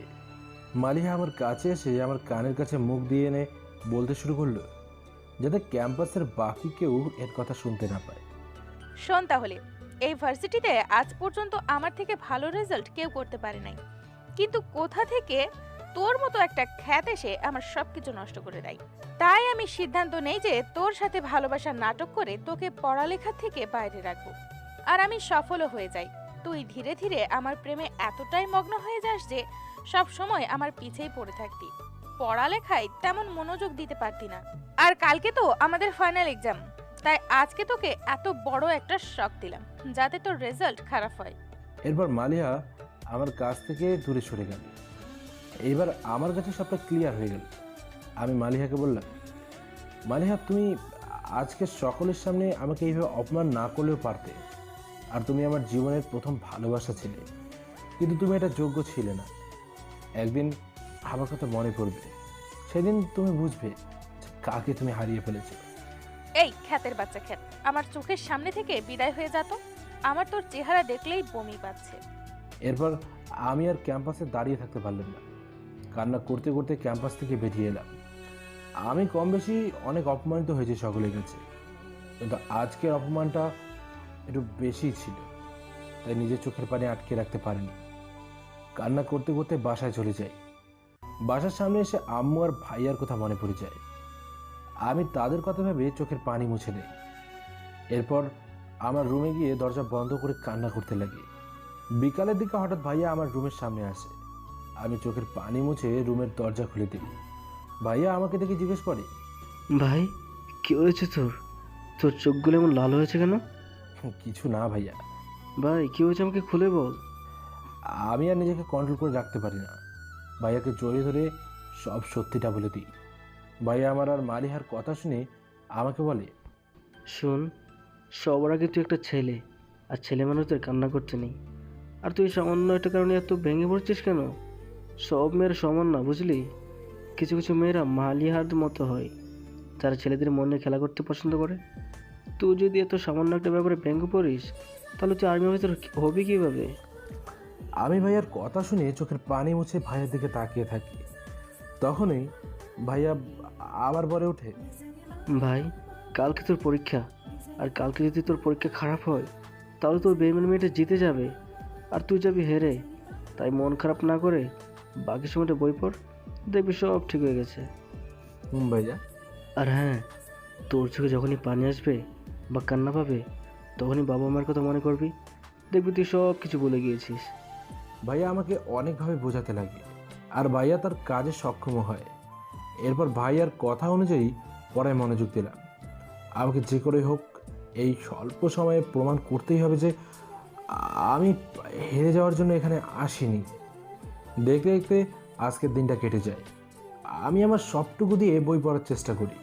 অবশেষে পরীক্ষার দিন এসে গেল। আমি সকালবেলা রেডি হয়ে ভার্সিটির উদ্দেশ্যে বেরিয়ে পড়ি। ভার্সিটিতে এসে দেখে মালিহা আগে থেকেই ভার্সিটিতে বসে আছে। আমাকে দেখেই মালিহার ছোট লোক খ্যাত বলতে লাগলো। আমি ওর কোথায় কান্না দিয়ে একটা ফাঁকা জায়গায় চলে আসি। আমি একা একা বসে বসে ভাবতে লাগলাম, মানুষ কি করে এত সুন্দর নাটক করতে পারে। মালিহা এত পারফেক্টভাবে সব কিছু করেছে যে আমার কাছে একবারের জন্য মনে হয়নি যে মালিহা নাটক করছে। আমি কতটাই বোকা, তাই না? তখনই দেখতে পেলাম সবাই ক্লাসের দিকে যাচ্ছে, তাই আমিও ক্লাসের ভেতরে চলে গেলাম। পরীক্ষা শুরু হয়ে গেল। আমি পরীক্ষার প্রশ্ন দেখে প্রথমে একটু ঘাবড়ে গেলেও পরে বুঝতে পারি যে এগুলো আমি পারি। দীর্ঘ 2 ঘন্টা পর আমার এক্সাম শেষ হলো, আর পরীক্ষাটা অনেক ভালো হয়েছে। আমি পরীক্ষার হল থেকে বেরিয়েই 1 মিনিটও বাইরে অপেক্ষা করলাম না, সোজা বাসায় চলে এলাম। বাসায় এসে পড়ার বিষয় নিয়ে ঘাটাঘাটি করতে লাগলাম, কিন্তু আমি আমার মন থেকে কিছুতেই মালিহার নামটা ভুলতে পারছিলাম না। এভাবে দেখতে দেখতে আমার সবগুলো পরীক্ষা শেষ হয়ে গেল। আমি অনেক ভালোভাবে পরীক্ষাগুলো দিয়েছিলাম, যদিও আমি অনেকটা পেছনে পড়ে গিয়েছিলাম, কিন্তু ভাইয়া আর মায়ের কথা চিন্তা করে অনেক রাত পর্যন্ত পড়াশোনা করে সব কিছু ঠিকঠাক করে নিই। অবশেষে সেই দিনটা চলে এলো, যে দিনটার জন্য আমি অপেক্ষা করছিলাম। মানে আজকে আমার রেজাল্ট দেবে। রেজাল্ট দেওয়ার দিন সকাল সকাল আমি ভার্সিটি ক্যাম্পাসে চলে এলাম। ক্যাম্পাসে এসে দেখি মালিহা আমার আগে থেকেই ক্যাম্পাসে বসে আছে। আমাকে আসতে দেখে মালিহা আমার কাছে চলে এলো, কারণ মালিহা ধরেই নিয়েছে যে আমার রেজাল্ট খারাপ হতে চলেছে, তাই সে মনে মনে অনেক মজা করার জন্য আমার কাছে আসে। আমি চুপচাপ বসেছিলাম, তখনই মালিহা আমার সামনে চলে এলো। আমি চুপচাপ নিচের দিকে তাকিয়ে বসেছিলাম। তখনই মালিহা বলল, আমার বাবুটার মনটা কি খারাপ, মনে হয় চাকা খেয়ে একদম ব্যাকা হয়ে গেছে। আহারে, চেহারার দিকে তো তাকানোই যাচ্ছে না। ইস, কি অবস্থা হয়েছে। জানি না আজকে রেজাল্ট শোনার পরে আবার কি না কি হয়। মালিহা আমার সামনে এসে দাঁড়িয়ে হাসতে হাসতে কথাগুলো বলে আমার সামনে থেকে চলে গেল। হাত দিয়ে চোখের পানি মুছে নিলাম। আজকাল চোখটা অনেক বেইমানি করছে আমার সাথে। হুটহাট করেই চোখ থেকে পানি বেরিয়ে যাচ্ছে। ক্যাম্পাসের এক কোণে আমি চুপচাপ বসেছিলাম। মনটা অনেক খারাপ হয়ে গেছে। আমার চোখের সামনে যে মালিহা আছে তাকে যেন আমি চিনতেই পারছি না। এই মালিহা আর আগের মালিহার মধ্যে আকাশ পাতাল ব্যবধান। আমি এখনও বিশ্বাস করতে পারছি না যে মালিহা আমার সাথে এমনটা করতে পারে। সামান্য 5 সেকেন্ড নিয়ে এত বড় নাটক। বসে বসে এগুলো ভাবছিলাম, তখনই খেয়াল করি সবাই নোটিশ বোর্ডের দিকে ছুটে যাচ্ছে। এর মানে রেজাল্ট দিয়ে দিয়েছে।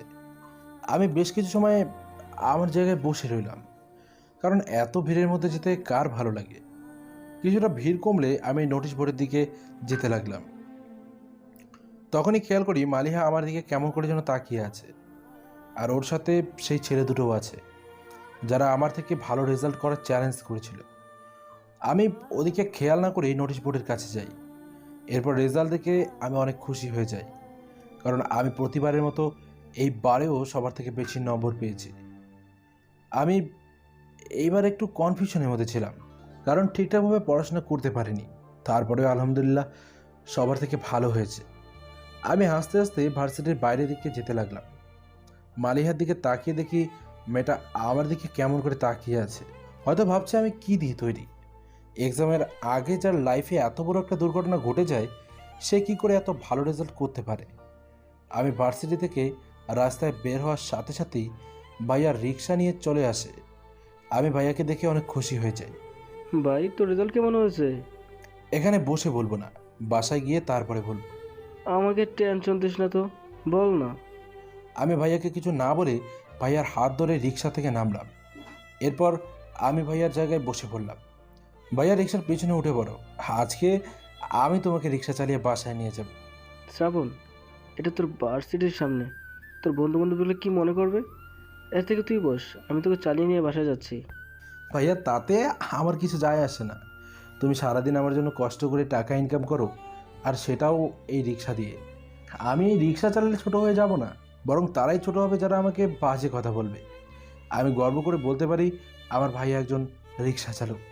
সে সৎ পথ থেকে টাকা উপার্জন করে, বড় লোকদের মতো ঘুষ খেয়ে টাকা ইনকাম করে না। আমি ভাইয়াকে কথাগুলো একটু জোরেই বললাম, যাতে করে মালিহা শুনতে পারে। এরপর মালিহার দিকে তাকিয়ে দেখি আমাদের দিকে তাকিয়ে আছে। আমি ভাইয়ার দিকে তাকিয়ে দেখি ভাইয়ার চোখে পানি। এ কি ভাইয়া, তোমার কি হলো? তোমার চোখে পানি কেন? এটা কষ্টের পানি না রে ভাই, আমি যেমন বাইকে সঠিক দিক শিক্ষা দিতে পেরেছি, এটাই তার পানি। এরপর ভাইয়া রিক্সায় বসে পড়ল, আর আমি রিক্সা চালাতে লাগলাম। ভাইয়াকে এর আগে এমন করে কখনো হাসতে দেখিনি। ভাইয়া অনেক খুশি হয়েছে আমার কথাগুলো শুনে। ভাইয়ার সাথে কথা বলতে মনে পড়ে গেল ছোটোবেলার পুরনো স্মৃতিগুলো। তখন আমাদের পরিবারের অবস্থা অনেক খারাপ ছিল। আমরা 3 বেলা খাবার খেতে পারতাম না। আমি যেহেতু অনেক ছোট ছিলাম, তাই কিছুই বুঝতাম না, খাবার জন্য কান্নাকাটি করতাম। ভাইয়া যখন 2 বেলা খাবার না খেয়ে রাতে খাবার খেতে বসতো, তখন সে তার ভাগের বেশিরভাগ খাবারই আমাকে দিয়ে দিত। না খেয়ে সবসময় আমাকে খেতে দিত। আর আমি সেই ভাইকে কি করে ভুলে যাব? কেন সেই ভাইয়ের পেশাকে নিয়ে লজ্জা করব? আমি আরও গর্ব করে বলবো আমার ভাইয়া একজন সৎ রিক্সা চালক। কি রে, কি ভাবছিস? ভাবছি আমার রেজাল্ট শুনে তুমি খুশি হবে নাকি অখুশি হবে। তুই যেটাই করিস না কেন, আমি সবসময় সেটা নিয়ে খুশি। ভাইয়া, আমি প্রতিবারের মতো এইবারেও ফার্স্ট হয়েছি, কেউ আমাকে পিছিয়ে ফেলতে পারেনি। এটা বলতে বলতে বাসার সামনে চলে এলাম। ভাইয়া রিক্সা থেকে নেমেই আমাকে জড়িয়ে ধরল। ভাই, আমি জানতাম তুই পারবি। ভাইয়া, তুমি না থাকলে এগুলো কিছুই হতো না। মা আর ভাইয়া দুজনেই আমার রেজাল্ট শুনে অনেক খুশি হয়। আমি তাদের খুশি দেখে নিজেও খুশি হই। আমি ভার্সিটি থেকে চলে আসার পরে মালিহা, ইমরুল আর রবিউল 3 জনে মিলে আলোচনা করতে লাগে। ধুর মালিয়া, তুমি এই সামান্য ক্ষেতের সাথেই পারলে না? আমার কথা বলতেছে কেন? তোমরা দুজনেও তো পারো নাই। তাছাড়া আমি ওকে এক্সামের আগে যে শেখা দিয়েছি সেটা একমাত্র আমিই জানি। তবুও বুঝতেছি না এই খ্যাত কি করে এত ভালো রেজাল্ট করলো। এভাবে চলতে থাকলে তো ভার্সিটির স্যাররা আমাদের ভুলেই যাবে। আমাদেরকে এর থেকে ভালো একটা প্ল্যান বানাতে হবে। এমন প্ল্যান বানাতে হবে যেটাতে লাঠিও ভাঙবে না আর সাপও মরবে না। এরপর ওরা তিনজন মিলে ভাবতে লাগলো, তখনই ইমরুল বলে ওঠে, আমার মাথায় অনেক ভালো একটা বুদ্ধি এসেছে। এতে ওই খ্যাতের বাচ্চা জীবনেও আমাদেরকে ডিস্টার্ব করতে পারবে না। কি বুদ্ধি? এরপর ইমরুল তার বুদ্ধিটা সকলের সাথে শেয়ার করে। ভাই, এটা একটু বেশি হয়ে যায় না? ওর জন্য এই শাস্তিটাই বেটার। অনেক জ্বালিয়েছে আমাদেরকে। এরপর তিনজনে মিলে প্ল্যানটাকে আরও সাজিয়ে নেয় এবং সবাই হাত মিলিয়ে যে যার বাসায় চলে যায়। পরের দিন সকালবেলা খাবার খেয়ে ভার্সিটির উদ্দেশ্যে চলে যায়। ভার্সিটিতে গিয়ে দেখি আমাদের ডিপার্টমেন্টের সবাই ক্যাম্পাসের এক জায়গায় বসে আছে। আমি ওদেরকে দেখেই অন্যদিকে যেতে লাগলাম। তখনই ইমরুল আমাকে ডাক দিল। আমার ইচ্ছে না থাকা সত্ত্বেও আমি সকলের কাছে যাই। আমি ভেবেছিলাম ওরা আমাকে অনেক অপমান করবে, কিন্তু সবাই আমাকে অবাক করে দিয়ে বলল, কনগ্রাচুলেশন শ্রাবণ, এত ভালো রেজাল্ট করার জন্য। আমি তো অনেক অবাক হয়ে যাই। আমি কিছু না বলে চুপচাপ দাঁড়িয়ে রইলাম। তখনই একজন বলে উঠল, শ্রাবণ, মাত্রই তো আমাদের এক্সাম শেষ হলো, তাই আমরা সবাই মিলে প্ল্যান করেছি যে আমরা একটা পিকনিকে যাব। তুমি কি যাবে আমাদের সাথে? পিকনিকের কথা শুনে আমার মুখটা কালো হয়ে গেল, কারণ আমার কাছে যে টাকা নেই, আর পিকনিকে যেতে হলে অনেক টাকার প্রয়োজন। বাকি 10 জনের মতো আমারও ইচ্ছে করে আমিও বন্ধুদের সাথে পিকনিকে চাই, কিন্তু আমার যে সামর্থ্য নেই। তাই আমি বললাম, তোমরা তো সবাই আমার পরিবারের অবস্থা জানো, তাহলে কেন শুধু শুধু আমাকে? শ্রাবণ, টাকা নিয়ে তোমাকে চিন্তা করতে হবে না। তোমার সকল খরচ আমি আর রবিউল বহন করব। মনে আছে আমরা একটা চ্যালেঞ্জ হেরেছিলাম তোমার সাথে? মনে করো, এটা তারই একটা ট্রিট। এটা হয় না, তোমরা যাও, আমি যাব না। কিন্তু আমার কথা কেউ শোনে না। সবাই আমাকে অনেক জোরাজোরি করতে লাগে। অবশেষে আমি রাজি হয়ে যাই। আজ থেকে ঠিক 2 দিন পরে পিকনিকে যাওয়ার ডেট ফাইনাল হয়। সেখানে সবাই উপস্থিত থাকলেও আমি মালিহাকে দেখতে পাই না। হয়তো ও যাবে না, তাহলে তো আমার জন্যই ভালো। এরপর আরও কিছু সময় সকলের সাথে থেকে আমি বাসায় চলে আসি, কিন্তু বাসায় কিভাবে বলি কথাটা সেটাই ভাবছিলাম। রাতের বেলায় আমি আমার রুমে বসে বই পড়ছিলাম। তখন ভাইয়া আমার রুমে আসে। ভাইয়া, কিছু বলবা? না, কি বলবো?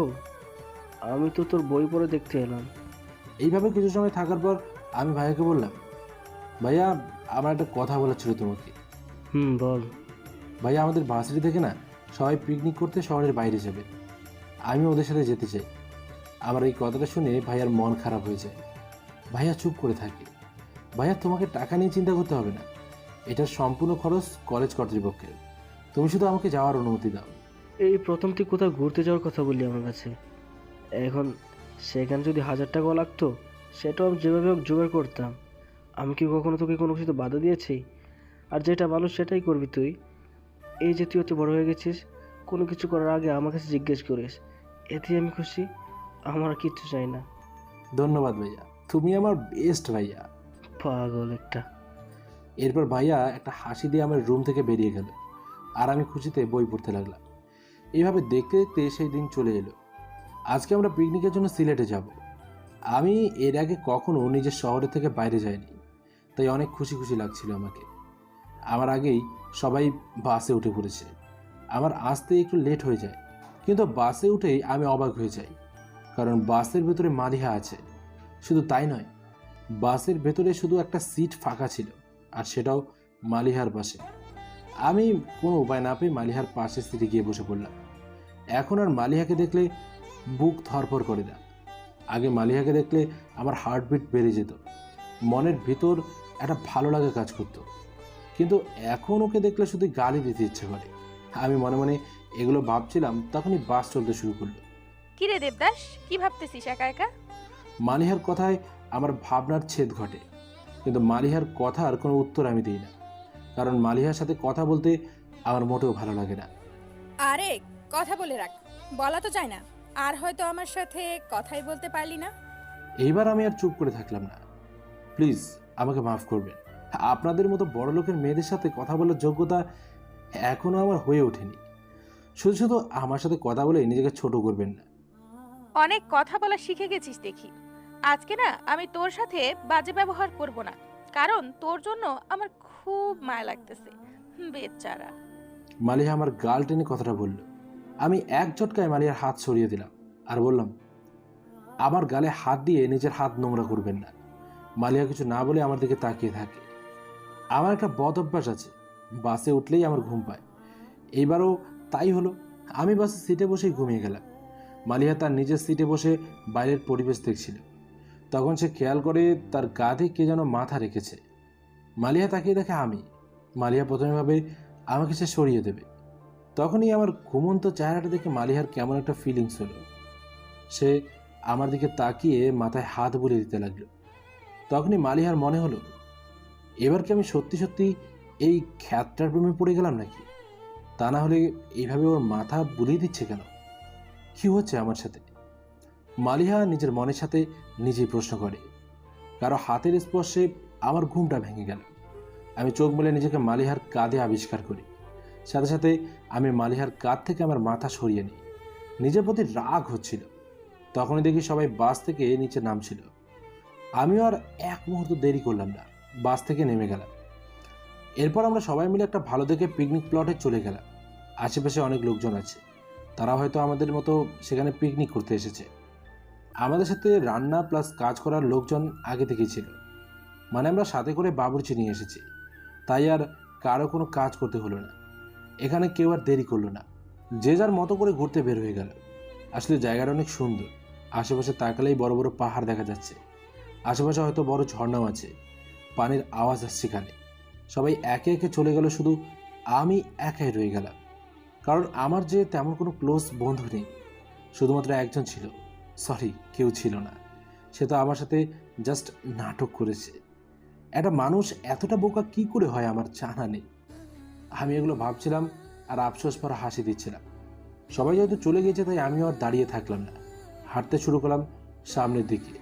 কিছু দূর এগিয়ে অনেক বড় বড় গাছ দেখতে পেলাম। এত বড় গাছ এর আগে আমি কখনো দেখিনি। বেশ ভালো লাগছিল এগুলো দেখে। আর কিছু দূর এগিয়ে সিলেটের সবচেয়ে মূল্যবান জিনিস দেখতে পেলাম। মানে সিলেট যে কারণে বিখ্যাত, চা বাগান। এর আগে টিভিতে দেখেছিলাম এগুলো, কিন্তু এইবার সরাসরি দেখতে পেলাম। চা বাগানের ভেতরে একদল মেয়েরা একরকমের ড্রেস পরে চা তুলছিল, বেশ ভালো লাগছিল। আমি দাঁড়িয়ে দাঁড়িয়ে এগুলো দেখছিলাম। তখনই আমার কাঁধে কে যেন হাত রাখলো। আমি পেছনে ফিরে তাকিয়ে দেখি ইমরুল আর রবিউল। ধন্যবাদ ভাই, আমাকে এত সুন্দর একটা জায়গায় নিয়ে আসার জন্য। ইমরুল কেমন করে একটা হাসি দিয়ে বলল, একটু পরে আরো ধন্যবাদ দিতে ইচ্ছে করবে। মানে? কিছু না, চল ওই দিকটাই যাই। ওই দিকে অনেক বড় একটা ঝর্ণা আছে, দেখতে পুরোই অসাধারণ। রবিউল আর ইমরুলের কথা শুনে আমার কেমন যেন মনে হচ্ছিল আমার অনেক বড় একটা বিপদ হতে চলেছে, কিন্তু সেটা আমি বুঝতে পারছি না। না না, তোমরা যাও, আমি একাই ঠিক আছি। শুধু শুধু তোমাদের মজা নষ্ট করতে আমি চাই না। আরে চল তো। এরপর ইমরুল আর রবিউল আমাকে জোর করে ওদের সাথে নিয়ে হাঁটতে লাগলো। অনেকটা সময় ধরে হাঁটছি, কিন্তু কোনো ঝর্ণার দেখা পেলাম না। আস্তে আস্তে আমরা অনেক দূরে চলে এলাম। আশেপাশে অনেক বড় বড় বাগান, লোকজন নেই বলেই চলে। আমি ওদেরকে যতবারই জিজ্ঞেস করছি ওরা ততবারই আমাকে এড়িয়ে যাচ্ছে। আমি জোর গলায় কিছু বলতে পারছি না, কারণ আমি যে ওদের দুজনের টাকা এখানে এসেছি। তখনই আমার ফোনে একটা কল আসে। আমি ফোনের দিকে তাকিয়ে দেখি মালিহা কল করেছে। আমার ভীষণ রাগ হলো। আমি রেগে গিয়ে ফোনটা কেটে দিলাম। আমি জানি মালিহা এখন আমাকে ফোন করে নিশ্চয়ই আর একটা নাটক করবে, তাই শুধু শুধু ওর ফোন রিসিভ করে কোনো লাভ নেই। আর সবচেয়ে বড় কথা হচ্ছে, ওর সাথে কথা বলতে এখন আমার ঘৃণা করে। মালিহা আবার কল দিল, আমি কলটা কেটে দিলাম। এভাবে অনেকগুলো কল দেয় মালিহা, আমি সবগুলো কল কেটে দিই। এক পর্যায়ে আমি আমার ফোনটা সুইচ অফ করে রেখে দিই। সামনের দিকে এগিয়ে আমি, ইমরুল আর রবিউল তিনজনই অবাক হয়ে যাই, কারণ আমরা একটা ঝর্ণার পাশে দাঁড়িয়ে আছি। কাছে গিয়ে দেখতে পেলাম এত অপরূপ পরিবেশ এর আগে আমি কখনো দেখিনি। আরও কাছে গিয়ে দেখি ঝর্ণার ওপর থেকে নিচের দিকে কিছুই দেখা যাচ্ছে না, শুধু কুয়াশার মতো সাদা। এখান থেকে একবার নিচে পড়ে গেলে বাঁচার আর কোনো সম্ভাবনা আছে বলে আমার মনে হয় না। কিরে বন্ধু, কেমন লাগলো? অসাধারণ। অসাধারণ তো লাগবেই, মরার আগে সবকিছুই অসাধারণ লাগে। তুমি কিছু বললে? না, তেমন কিছু না। আমরা তিনজনই ঝর্ণার একদম পাশে দাঁড়িয়ে আছি। আচ্ছা শ্রাবণ, তোর শেষ কোনো ইচ্ছে আছে নাকি? আমি অবাক হয়ে জিজ্ঞেস করলাম, মানে? মানে মরার আগে অনেকের শেষ ইচ্ছা থাকে না, তাই তোর কাছে আমি সেই শেষ ইচ্ছেটা জানতে যাচ্ছি। ইমরুলের কথা শুনে আমার কলিজাটা কেঁপে উঠল। আমি আশেপাশে তাকিয়ে দেখি কোনো মানুষজন নেই, তাই আমি ঝর্ণার পাশ থেকে সরে আসতে চাইলাম। তখনই রবিউল আমার হাত আটকিয়ে বলল, আরে ভয় পাচ্ছিস কেন? একটু অপেক্ষা কর না। আমার ভালো লাগছে না, আমি ওই দিকে যাব। ভেবেছিলাম তোকে মারার আগে তোর সাথে একটু ভালোভাবে কথা বলবো, তোর শেষ ইচ্ছাটা শুনবো, আর সম্ভব হলে সেটা পূরণ করব। কিন্তু তুই আসলেই একটা পেইন। রবিউল রেগে গিয়ে জোরে বলল কথাগুলো। আমি কিছু বুঝতেছিলাম না, আমার প্রচুর ভয় করছিল। তাই আমি পকেট থেকে আমার ফোনটা বের করলাম। তখনই ইমরুল সেটা আমার কাছ থেকে কেড়ে নিয়ে দূরে ফেলে দিল। আমি অবাক হয়ে রবিউলের দিকে তাকিয়ে রইলাম। তখনই হঠাৎ করে ইমরুল আমাকে সজোরে একটা ধাক্কা দিল, আর আমি ঝর্ণা থেকে ছিটকে গিয়ে বললাম। আমি মুহূর্তে বুঝে গেলাম আমার সাথে কি হতে চলেছে। ওপর থেকে নিচে পড়ার সময় রবিউল আর ইমরুলের একটা কথা আমার কানে এলো, স্বল্প সময়ের জন্য উপরে ভালো থাকিস। আমি হাওয়া হয়ে ভাসতে লাগলাম। আমার হাতে হয়তো আর কয়েক সেকেন্ড সময় আছে। শেষবারের জন্য আম্মু আর ভাইয়ার কথা মনে করলাম। হঠাৎ করে আমি টের পেলাম আমার মাথা কোনো একটা কিছুর সাথে আঘাত খেলো। ব্যাস, আমার চোখ দুটো বন্ধ হয়ে গেল। এদিকে ঝর্ণার উপরে বসে ইমরুল আর রবিউল হাসতে লাগলো। বন্ধু, আমাদের পথের কাঁটা চিরকালের জন্য সরে গেছে। কিন্তু হালার পুত, কি এখান থেকে নিচে পড়ে মরবি নাকি? তুই কি পাগল হলি নাকি? নিচে তাকে দেখেছিস? কিছু দেখা যায় না। এখান থেকে নিচে পড়ে বেঁচে যাওয়া মানে মিরাক্কেল। আমাদের কাজ শেষ, এখন মালিহাকে ফোন করে জানিয়ে দিই। এরপর রবিউল মালিহাকে ফোন করে, আর মালিহার সাথে সাথেই ফোনটা রিসিভ করে। হ্যালো হ্যালো রবিউল, তোমরা প্লিজ শ্রাবণের সাথে কিছু করো না। আমি ওকে সত্যিই ভালোবেসে ফেলেছি। আই এম সরি মালিহা, আমরা আমাদের কাজ করে ফেলেছি, আর সেটাই তোমাকে জানানোর জন্য ফোন করেছিলাম। মালিহা রবিউলের কথা শুনে কান্না শুরু করে দেয়, কারণ সে অনেক বড় একটা ভুল করে ফেলেছে, যার কোনো ক্ষমা হয় না। এরপর দেখতে দেখতে সন্ধ্যা হয়ে যায়, কিন্তু কেউ শ্রাবণের খোঁজ পায় না। অবশেষে সব বন্ধুরা মিলে থানায় যায়, সবাই সব কিছু খুলে বলে। পুলিশ শ্রাবণের একটা ছবি রেখে দিয়ে সবাইকে বাসায় চলে যেতে বলে। রবিউল আর ইমরুল মালিহাকে হুমকি দেয়, সে যদি কিছু বলে তাহলে তাকেও ফাঁসিয়ে দেবে। তাই মালিহা কিছু না বলে চুপচাপ করে থাকে। এরপর সবাই মিলে শ্রাবণের পরিবারের কাছে যায় আর সবটা খুলে বলে। শ্রাবণের ভাই তো কথাটা বিশ্বাস করতেই চায় না। এভাবে এক সপ্তাহ কেটে যায়, কিন্তু শ্রাবণের কোনো খোঁজ পাওয়া যায় না।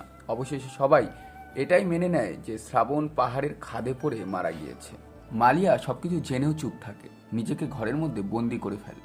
সিলেটে পিকনিকে গিয়ে মালিহা বুঝতে পারে সে শ্রাবণকে মন থেকে ভালোবেসে ফেলেছে, তাই সে বারবার শ্রাবণকে ফোন দিচ্ছে ওই দিন, কিন্তু শ্রাবণ রাগ করে ফোনটা রিসিভও করেনি। এভাবে প্রায় 15টা দিন কেটে যায়। আমি চোখ মুড়ে তাকিয়ে দেখি যে আমি একটা বেডে শুয়ে আছি, আশেপাশে অনেক চিকিৎসার যন্ত্রপাতি। কিছুক্ষণ পরে বুঝতে পারি আমি একটা হাসপাতালের রুমে শুয়ে আছি। আমার মুখে অক্সিজেন মাস্ক লাগানো, আমার 2 হাতেই কী সব লাগানো, আর আগে এগুলো আমি কখনো দেখিনি। আমি কিছু বুঝতে পারছি না। তখনই আমার মাথাটা ভীষণ ব্যথা করে উঠল। আমি চারিদিকে শুধু পানি দেখতে পেলাম, আর আমার মাথার ভেতর শুধু একটাই আওয়াজ করছে, ওপরে ভালো থাকিস। আমি আর সহ্য করতে না পেরে অক্সিজেন মাস্ক খুলে ফেললাম। এরপর মাথায় হাত দিলাম।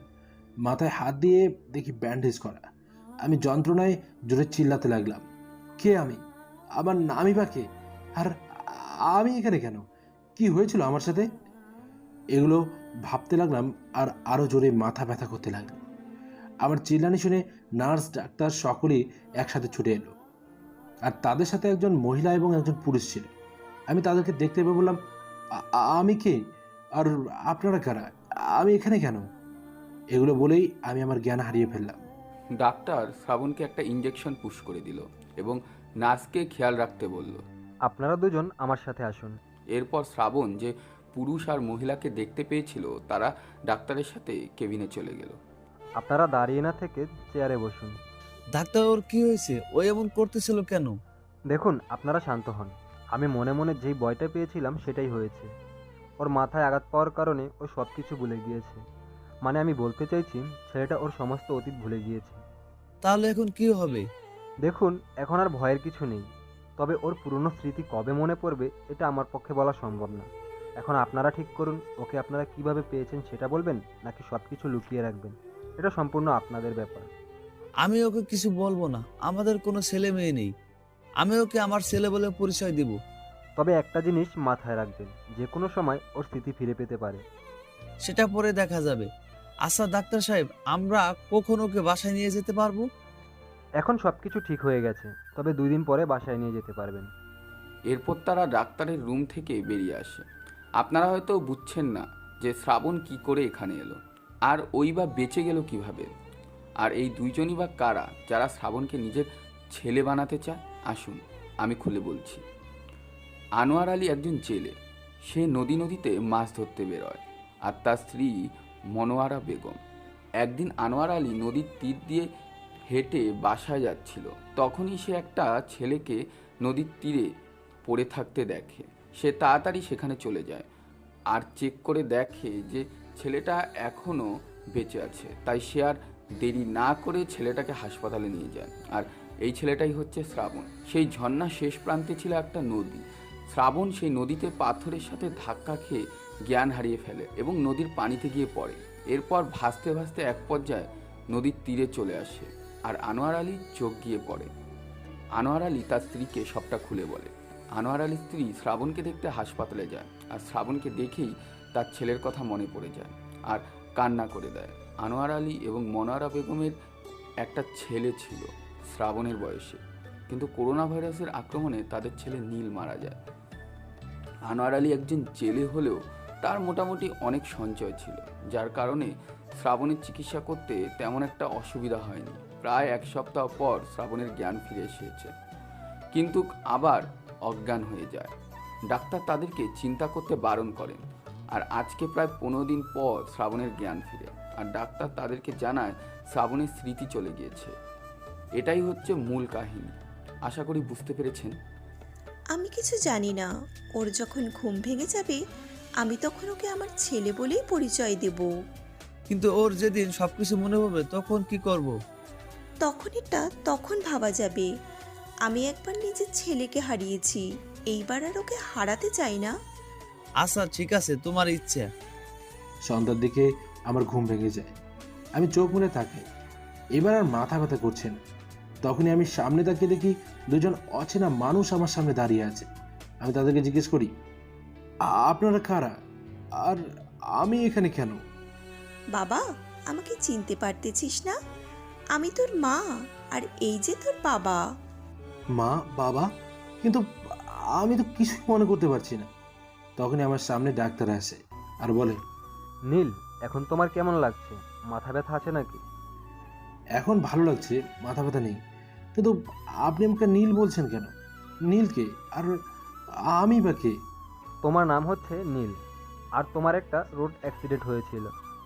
সেখানে তোমার মাথায় অনেক আঘাত পাও, আর তার আঘাতটা এতটাই গুরুতর ছিল যে তুমি সব স্মৃতি হারিয়ে ফেলো। আর এই যে হচ্ছে তোমার বাবা এবং মা, তুমি ওনাদের একমাত্র সন্তান। এগুলো বলে ডাক্তার আমার সামনে থেকে চলে গেল, আর আমি বাবা মায়ের দিকে তাকিয়ে রইলাম। বাবা মা, আমি আসলে তোমাদেরকে চিনতে পারিনি। ডাক্তার যেগুলো বললো এগুলো কি সত্যি? বাবা। নীল বাবা, তোকে এখন বেশি কথা বলতে হবে না, তুই শুয়ে শুয়ে একটু রেস্ট নে।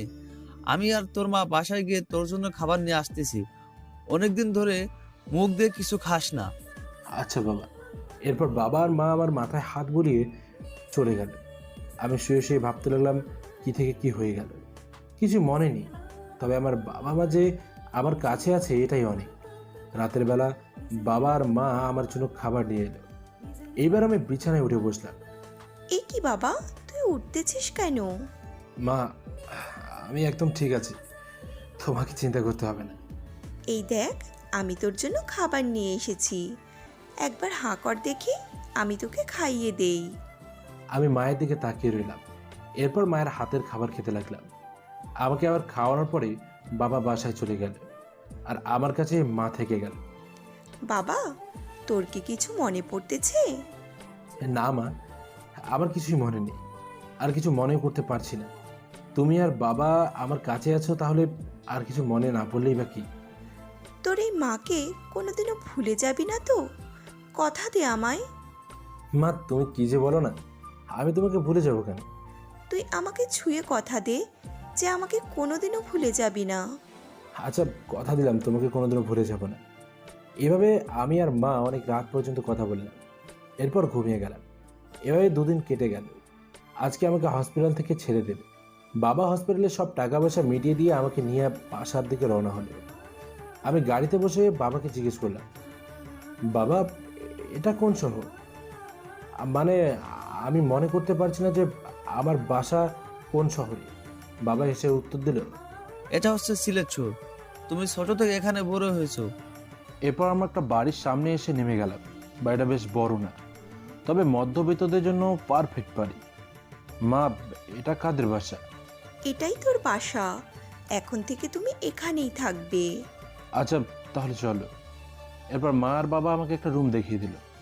আমি রুমটা ভালো করে দেখতে লাগলাম। তখনই রুমের মধ্যে একটা ছেলের ছবি দেখতে পেলাম। আমি ছবিটা ভালো করে দেখতে লাগলাম, কিন্তু কিছুতেই মনে করতে পারছিলাম না যে এটা কি। তাই ছবিটা নিয়ে বাবা মায়ের কাছে চলে যাই। বাবা, মা, এই ছবিটা কার? মা ছবিটা দেখেই আমার কাছ থেকে নিয়ে যায় আর বলে, তুমি একে চিনবে না, আর সময় হলে আমরা তোমাকে নিজে বলবো যে এটা কে। আচ্ছা। এরপর আমি আমার রুমে চলে আসি। আস্তে আস্তে সব কিছুর সাথে পরিচয় হতে থাকি। এদিকে শ্রাবণের বর্তমান বাবা অনেক জায়গায় কথা বলে কি করে শ্রাবণকে ভার্সিটিতে ভর্তি করা যায়, কারণ শ্রাবণের কাছে কোনো কাগজপত্রই নেই।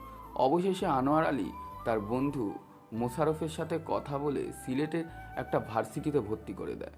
মোশারফ হচ্ছে ওই কলেজের প্রিন্সিপাল, তাই ভার্সিটিতে ভর্তি হতে শ্রাবণের তেমন একটা অসুবিধা হয়নি। বাসায় এসেছে প্রায় 1 সপ্তাহ হয়ে গেছে। এই কয়দিন শুধু বাসায় থেকে শ্রাবণ তো আর বাবার সঙ্গে মাছ ধরা দেখতে গিয়েছে। প্রতিদিনের মতো আজকেও সকালবেলা নদীর পাড়ে বসেছিল শ্রাবণ। শ্রাবণের বর্তমান বাবার বাসা নদীর কাছে।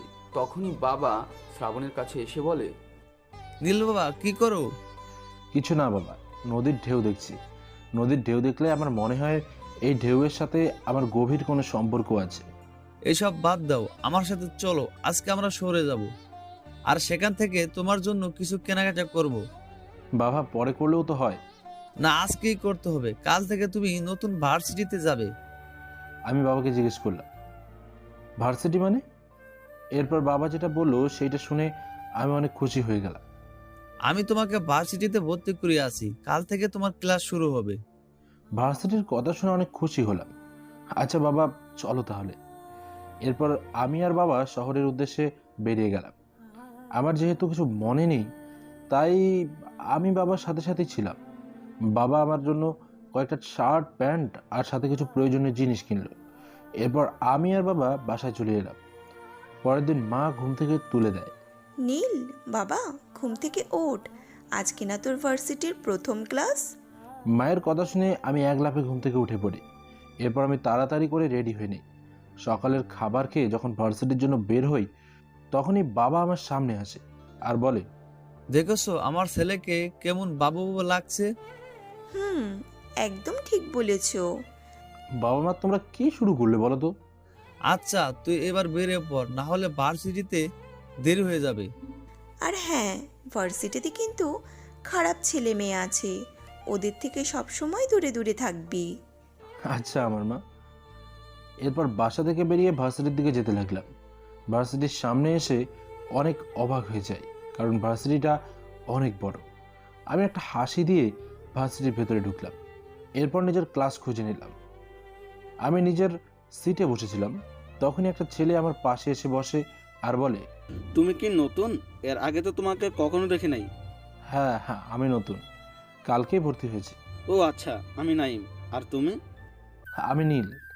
এভাবে আমাদের মাঝে কিছু সময় চলে, আর আমাদের ভেতরে স্বল্প সময়ের মধ্যে বন্ধুত্ব হয়ে যায়। ভার্সিটিটা আমার কাছে প্রথম দিনই ভালো লেগে যায়, কারণ একদিনেই আমার সাথে অনেকের পরিচয় হয়। আর ক্লাসের স্যার ম্যাডাম অনেক ভালো, সকলের ব্যবহার অনেক ভালো। এভাবে আমার জীবন চলতে লাগে। বাসা থেকে ভার্সিটি আর ভার্সিটি থেকে বাসা, মাঝে মাঝে বাবার সাথে নদীতে যাওয়া আর মায়ের মিষ্টি আদর। 3 বছর পর দেখতে দেখতে 3টা বছর পার হয়ে গেল। এই 3 বছরে সিলেট শহরটা আমার অনেক পরিচিত হয়ে গেছে। আমার পড়ালেখাটাও অনেক দূর এগিয়ে গিয়েছে, কিন্তু পারিবারিক সমস্যার কারণে পড়াশোনা চালিয়ে যাওয়া সম্ভব হচ্ছিল না। তাই পড়াশোনা শেষ না করে অনেক জায়গায় ইন্টারভিউ দিয়েছি, সরকারি বেসরকারি সব জায়গায়, কিন্তু কোথাও কোনো রেসপন্স পাইনি।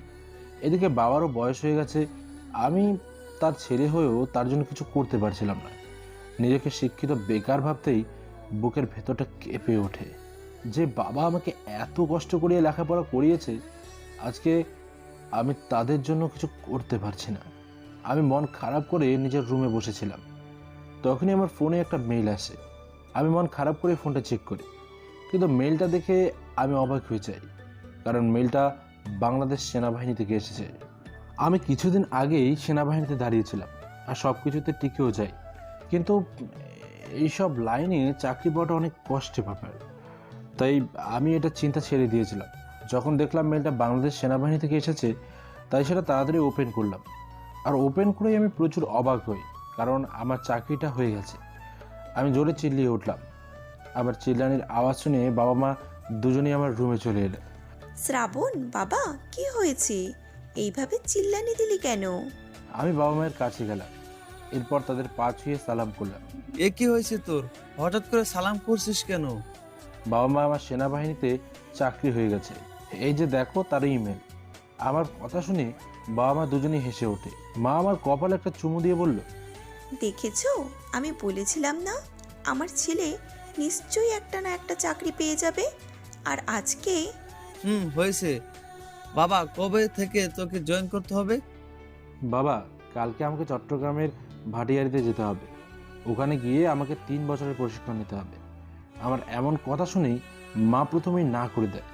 না না, এর কোনো দরকার নেই, আমি তোকে কোথাও যেতে দেব না। আহা, তুমি কি শুরু করলে? আমাদের ছেলের ভবিষ্যৎ তুমি এভাবে নষ্ট করে দিবে? কিন্তু আমি ওকে ছাড়া কি করে থাকবো? আমি যে ওকে এক মুহূর্তও না দেখে থাকতে পারি না। থাকতে হবে, মাত্র 3 বছরই তো ব্যাপার। এরপর বাবা আমাকে অনেক কষ্টে বোঝায়। অবশেষে মা রাজি হয়। পরের দিন সকাল সকাল আমি বেরিয়ে পড়ি। এরপর সোজা চট্টগ্রাম। সেখানে গিয়ে মন দিয়ে প্রশিক্ষণ নিতে থাকি। অনেক কষ্টে সব প্রশিক্ষণ শেষ করি। 3 বছর পর অবশেষে আমি একজন কমিশনপ্রাপ্ত লেফটেন্যান্ট হয়ে আমার শহর সিলেটে ফিরে আসি। আমি বাবা মাকে না বলেই সিলেটে চলে আসি। বাবা মাকে সারপ্রাইজ দেবো বলে কিছু বলিনি। প্রায় 3 বছরের বেশি সময় পরে নিজের শহরে ফিরে এসেছি। অনেক কিছু বদলে গেছে, তবে আমার কোনো কিছু চিনতে ভুল হলো না। আমি বাসস্ট্যান্ড থেকে নেমেই একটা রিক্সা নিয়ে নিজের বাসার উদ্দেশ্যে যেতে লাগলাম। প্রায় 20 মিনিট পরে নিজের বাসার সামনে চলে এলাম। আমি রিক্সা থেকে নেমে বাসার সামনে চলে এলাম। ছোটোখাটো একটা বাড়ি, অনেক পুরনো হয়ে গেছে। ঝড় বৃষ্টি এলেই হয়তো সব কিছু উড়ে যাবে। মনে মনে বললাম, বাবা, তোমাদের আর এই বাসায় থাকতে হবে না। তোমাদের ছেলে তোমাদের কাছে এসে গেছে, এখন কোনো দুঃখ নয়। আমি মনে মনে এগুলো ভেবে বাসার সামনে এসে বললাম, বাবা, মা, কোথায় তোমরা? আমার গলার আওয়াজ পেয়ে বাবা মা দুজনেই ছুটে বাইরে চলে এলো। মা হঠাৎ করে আমাকে দেখতে পেয়ে সোজা আমার কাছে এসে আমাকে জড়িয়ে ধরে আর কান্না করতে করতে জিজ্ঞেস করে, এতদিনেই মায়ের কথা মনে পড়লো? আরে মা, এমন করে কান্না করছো কেন? আমি এসে গেছি তো নাকি? তুই জানিস না তোর মা আমাকে একদম পাগল করে ফেলেছে যে কবে তুই বাসায় আসবি। এই তো আমি এসে গেছি, তোমাদেরকে ছেড়ে আর কোথাও যাব না। আমাকে কতদিন পরে কাছে পেয়ে মা তো পুরো কান্নাকাটি শুরু করে দিয়েছে। অনেক কষ্টে মাকে শান্ত করি। তুই যে বাসায় আসবি এটা আগে বললি না কেন? সারপ্রাইজ দেবো বলে। অনেক হয়েছে সারপ্রাইজ, এবার বাসার ভেতরে চল। তোকে দেখে তো মনে হচ্ছে সকালে কিছু না খেয়ে বাসা থেকে বের হয়েছিস। মা, তোমার হাতের রান্না খাবো দেখেই তো না খেয়ে এসেছি। এরপর বাবা আর মা একটা হাসি দিয়ে আমাকে ভেতরে নিয়ে যায়। আজকে অনেক বছর পরে বাবা মা আর আমি একসাথে খাবার খেলাম। খাবার খাওয়া শেষ করে আমি আব্বু আর আম্মুর কাছে যাই। বাবা, কিছু বলবি? মা, বলছি যে আমার পোস্টিং তো খুলনা শহরে হয়ে গেছে, আর সরকার আমাকে খুলনা শহরে গাড়ি দিয়েছে। তাই ভাবছি তোমাদেরকেও আমি সেখানে নিয়ে যাব। আমার কথা শুনে বাবা মা দুজনেই অনেকটা সময় ভাবে, এরপর বলে, এই শহর ছেড়ে যেতে অনেক কষ্ট হবে, তবে আমি আমার ছেলেকে একা একা খুলনা যেতে দিব না, তাই আমিও তোর সাথে যাব। তোর মা যখন তোর সাথে যাবে, তাহলে আমি আর একা এখানে পরে থেকে কি করব? আমিও যাব। আমি একটা হাসি দিয়ে দুজনকে জড়িয়ে ধরি একসাথে, তারপর বলি, তোমরা নিজেদের কিছু গুরুত্বপূর্ণ জিনিস ব্যাগে ভরে নাও, ওখানে গিয়ে সব কিছু কিনে নিলেই হবে। আচ্ছা বাবা। এরপর আরও কিছুদিন সিলেট শহরে থাকি, বাবা মায়ের সাথে অনেক জায়গায় ঘুরে বেড়াই, কারণ আর বলতে পারি না কবে এই শহরে আসা হবে বা আর আসতে পারবো কিনা জানি না। আজকে সকাল সকাল একটা গাড়ি ভাড়া করে আমাদের প্রয়োজনীয় সব জিনিস গাড়িতে তুলে নিলাম। এরপর বাবা মাকে গাড়িতে বসিয়ে রওনা দিলাম নতুন শহর খুলনার উদ্দেশ্যে। যতই খুলনার কাছে আসছিলাম ততই আমার কেমন যেন লাগছিল, বুকটা ধকধক করছিল। আমার কাছে মনে হচ্ছিল এই শহরটার সাথে আমার আগে থেকে পরিচয় আছে। আমার মনে হচ্ছে এই শহরের সব কিছুই আমি আগে থেকে চিনি। মাথাটা ভীষণ ব্যথা করতে লাগলো, তাই আমি আর এই বিষয়ে কোনো ভাবলাম না। প্রায় 7 ঘন্টা পর খুলনা শহরে এসে পৌঁছলাম। ঠিকানা অনুযায়ী আমার নতুন বাসার সামনে চলে গেলাম। এরপর বাবা মাকে গাড়ি থেকে নামালাম। তখনই বাবা মা দুজনেই একসাথে বলল, আমাদের এখানে এনেছিস কেন? আর এটাই বা কার বাসা? এরপর আমি বাবাকে বললাম, বাবা এখন থেকে তোমরা এখানেই থাকবে, এটা আমাদের নতুন বাসা। বাবা মা দুজনেই অনেক অবাক হয়, তারা যেন বিশ্বাসই করতে পারে না যে এটা তাদের ছেলের বাসা। বাসার সব কিছু ঠিকঠাক করতে 2 দিন সময় লেগে যায়। এরপর আমি অফিসে জয়েন করি। এভাবে বেশ কয়েকদিন কেটে যায়। বাবা মা আমি 3 জনে মিলে বেশ ভালোভাবেই আমাদের দিনগুলো যাচ্ছিল। তো প্রতিদিনের মতো আমি গাড়িতে করে অফিসে যাচ্ছিলাম। তখনই মাঝ রাস্তায় আমার গাড়িটা খারাপ হয়ে যায়। কি হয়েছে? গাড়ি এইভাবে থেমে গেল কেন? স্যার, অনেক বড় সমস্যা হয়ে গেছে, ঠিক করতে অনেক সময় লাগবে। কিন্তু আমার তো এখনই যেতে হবে, যেতে লেট হয়ে গেলে সমস্যা হয়ে যাবে। স্যার, আপনি আজকে কষ্ট করে রিক্সায় করে যান। অবশেষে আমি রাস্তার পাশে দাঁড়িয়ে রিক্সার জন্য অপেক্ষা করতে লাগলাম। তখনই একটা রিক্সা দেখতে পাই, আমি তাকে ডাক দিই। এরপর রিক্সাওয়ালা আমার সামনে এসে তার রিক্সা দাঁড় করায়। আমি রিক্সাওয়ালাকে কিছু বলতে যাব, তার আগে রিক্সাওয়ালা নেমে আমাকে ধরে দেখতে লাগে আর বলতে শুরু করে, ভাই তুই ঠিক আছিস? তোর কিছু হয়নি? আমি জানতাম আমার ভাই কিচ্ছু হতে পারে না। জানিস, সবাই বলে তুই নাকি মরে গেছিস, কিন্তু আমি বিশ্বাস করি না রে ভাই। আমি রিক্সাওয়ালার এমন কাণ্ড দেখে অবাক হয়ে যাই। আমি কিছু বুঝতে পারি না, আমি তার কাছ থেকে দূরে সরে আসলাম। আপনার বোধহয় কোথাও ভুল হচ্ছে, আপনি আমাকে যে ভাবছেন আমি সে নই। আমার কথা ভাইয়াটা আমার দিকে কেমন করে তাকায় এবং তারপর বলে, দেখ ভাই, এখন মজা করিস না, চল বাসায় চল। আম্মু তোর জন্য কান্না করতে তো অনেক অসুস্থ হয়ে পড়েছে। ভাই দয়া করে এখন মজা করিস না প্লিজ। আমি বললাম তো আমি আপনাকে চিনি না, কেন শুধু শুধু এমন করছেন? এবার ভাইয়াটা কান্না করে দেয়। আমি কিছুই বুঝছি না। শ্রাবণ, তোর কি সত্যি কিছু মনে নেই, নাকি আমাদের উপর অভিমান করে এমন করছিস? এই শ্রাবণটা আবার কি? মানে তুই তোর নিজের নামটা বলে গিয়েছিস? দেখুন, আমার নাম নীল আর আমি একজন আর্মি অফিসার। এবার ভাইয়াটার মুখে আমি হাসি দেখতে পেলাম। সে আমাকে জড়িয়ে ধরে বলল, ভাই তুই আমার স্বপ্ন পূরণ করেছিস। আজকে আমার যে কত আনন্দ লাগছে। তুই একবার বাসায় চল, দেখবি আম্মু তোকে দেখে কত খুশি হয়। এবার আমার রাগ হলো, তাই জোরে বলে উঠলাম, দেখুন আমার হাতে একদমই সময় নেই। আপনি যদি যান তাহলে চলেন, আর না হলে আমি যে অন্য রিক্সা ডেকে নিচ্ছি। সেই কখন থেকে উল্টাপাল্টা বলে যাচ্ছেন। আমার এমন কথায় ভাইয়াটা চুপ হয়ে গেল। সে চুপচাপ রিক্সায় উঠল। আমিও আর দেরি করলাম না, রিক্সায় উঠে পড়লাম। রিক্সা চলতে শুরু করলো, কিন্তু ভাইয়াটার দিকে তাকিয়ে আমার কষ্ট হচ্ছিল। কেন হচ্ছিল আমার জানা নেই। তখনই আমার মাথাটা ব্যথা করতে লাগলো। আমার চোখের সামনে 2 জন লোক ভেসে উঠছে। তারা রিক্সা চালাচ্ছে আর হাসছে, কিন্তু সব কিছুই ঝাপসা, কারো মুখ দেখা যাচ্ছে না। আজকে অনেক বছর পরে আমার সাথে এমন হলো। অবশেষে আমি আমার গন্তব্যস্থানে চলে এলাম। রিক্সাওয়ালাকে ভাড়া দিতে গেলে সে নিতে চাইছিল না, কিন্তু আমি জোর করে দিলাম। ভাইয়া আমি দুঃখিত, আসলে আমার মাথাটা একটু গরম হয়েছিল, তাই আপনার সাথে তখন একটু জোরে কথা বলে ফেলেছিলাম। এটা বলেই আমি অফিসের ভেতরে চলে এলাম। কিন্তু আসার সময় স্পষ্ট ভাইয়াটার চোখে পানি দেখতে পেলাম। কিছুই আমার মাথায় ঢুকছে না, কি হচ্ছে এসব আমার সাথে। এগুলো নিয়ে আর বেশি মাথা ঘামালাম না, আমি আমার কাজে মনোযোগ দিলাম। বিকেলবেলা অফিস থেকে যখনই রাস্তায় বের হই তখন আমি অনেক অবাক হয়ে যাই, কারণ যে ভাইয়াটা এখনও রিক্সা নিয়ে দাঁড়িয়ে আছে, আমি রাস্তায় বের হওয়ার সাথে সাথেই ভাইয়া আমার কাছে চলে আসে। ভাই তুই শুধু একবার বল যে তুই আমার ভাই শ্রাবণ। দরকার হলে তোকে আমাদের বাড়িতে যেতে হবে না, কিন্তু তুই শুধু একবার বল যে তুই শ্রাবণ। আমি অন্তত এটা ভেবে শান্তি পাবো যে আমার ভাই বেঁচে আছে। দেখুন, আমি কতবার বলবো আমি শ্রাবণ নই, আর আপনাকে আমি চিনি না। যদি আপনার কাছে শ্রাবণের কোনো ছবি থেকে থাকে তাহলে সেটা আমাকে দেখান, আমি তাকে খুঁজে বের করব।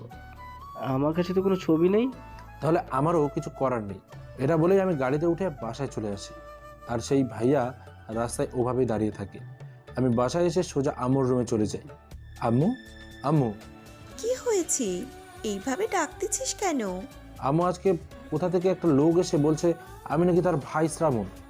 আম্মু আমার এমন কথা শুনে দাঁড়িয়ে যায় আর আমাকে জড়িয়ে ধরে বলে, না না, তুই কারো না, শুধুই আমার ছেলে, শুধুই আমার ছেলে। সেটা তো আমি জানি, কিন্তু তুমি এত উত্তেজিত হচ্ছ কেন? না, এমনিতেই। এরপর আমি আমার রুমে চলে যাই। এভাবে 4-5 দিন কেটে গেল। কিন্তু এই দিনগুলোর মধ্যে প্রতিদিন সকাল বিকেল সেই ভাইয়া আমার পিছে পিছে ঘুরছে। আমি তাকে প্রতিবারই এক কথা বলি, কিন্তু তবুও সে আমার পিছন ছাড়ে না। কিন্তু কেন এটা আমার জানা নেই। আমি এদিকে নজর না দিয়ে আমার কাজ নিয়ে ব্যস্ত হয়ে পড়ি। কাজ করতে করতে অনেক ক্লান্ত হয়ে ভোর হয়ে গিয়েছিল। আর সাথে তো সেই ভাইয়াটা আছে। সে আমাকে তার ভাই বলে বলে আমার মাথাটা পুরোই নষ্ট করে ফেলেছে। তাই আজকে সকালবেলা ঠিক করলাম যে বাইক নিয়ে সোজা কক্সবাজারে চলে যাব।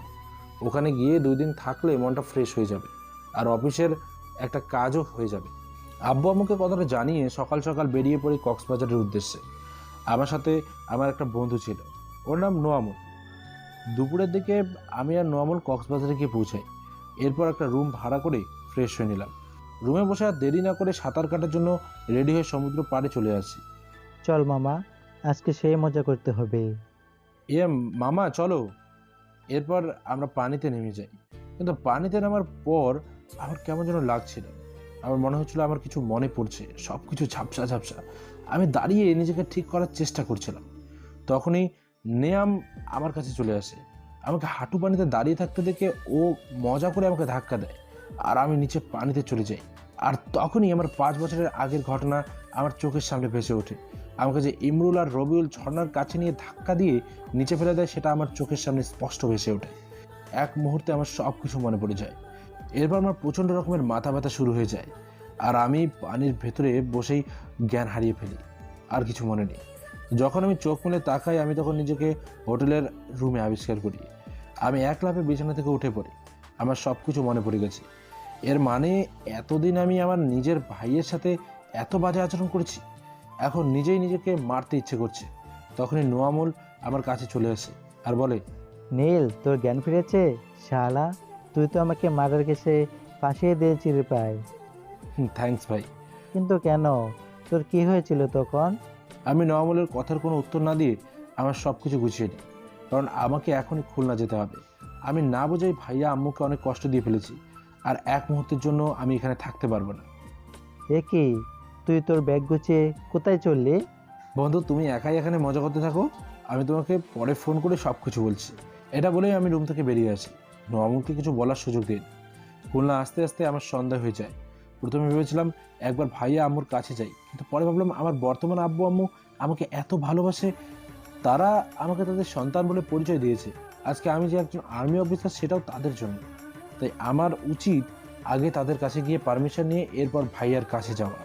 তাই আমি সোজা আমার বর্তমান আব্বু আম্মুর কাছে চলে আসি। আমাকে এই সময় দেখে আব্বু আম্মু দুজনে জিজ্ঞেস করে, কিরে, আজকেই গেলি আর আজকেই চলে এলি? আব্বু আম্মু, আমার সব কিছু মনে পড়ে গেছে। আমি নীল নই, আমার নাম শ্রাবণ। আর তোমরা আমাকে এতদিন সেসব কিছুই বলোনি। আমার কথা শুনে আমার চোখের পানি ছলছল করছিল। কিন্তু আব্বু আম্মু, তোমরা আমাকে বলো নেই কেন যে তোমরা আমাকে নদীর পাড়ে পেয়েছো?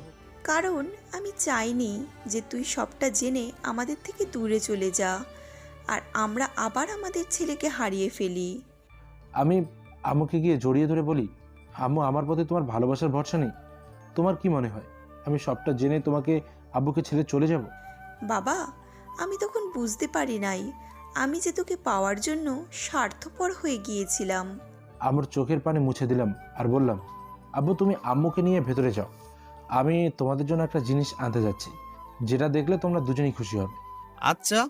এরপর আমি গাড়ি নিয়ে বেরিয়ে পড়লাম। ড্রাইভারকে রাস্তা বলে নিয়ে যেতে লাগলাম। আমার এখনো সব কিছু মনে আছে। আমি সব কিছু মনে করে একটা বাড়ির সামনে চলে এলাম।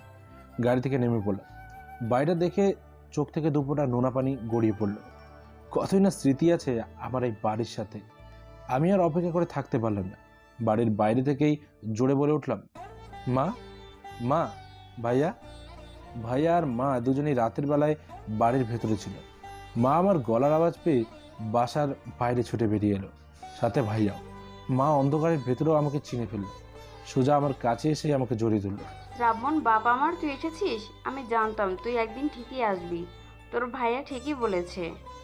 আম্মু আমাকে জড়িয়ে এত পরিমাণ কান্না করতে লাগলো যে আমি কিছুই থামাতে পারছিলাম না। অবশেষে আম্মুর কান্না থামায়। ভাইয়া আমার কাছে এসে জিজ্ঞেস করলো, ভাই তোর কি হয়েছিল? আমাকে খুলে বলতো। তুই তো এমন ছিলি না। তোর নিশ্চয় কোনো কিছু হয়েছিল, তা না হলে তোমাকে চিনতে পারছিলে না কেন?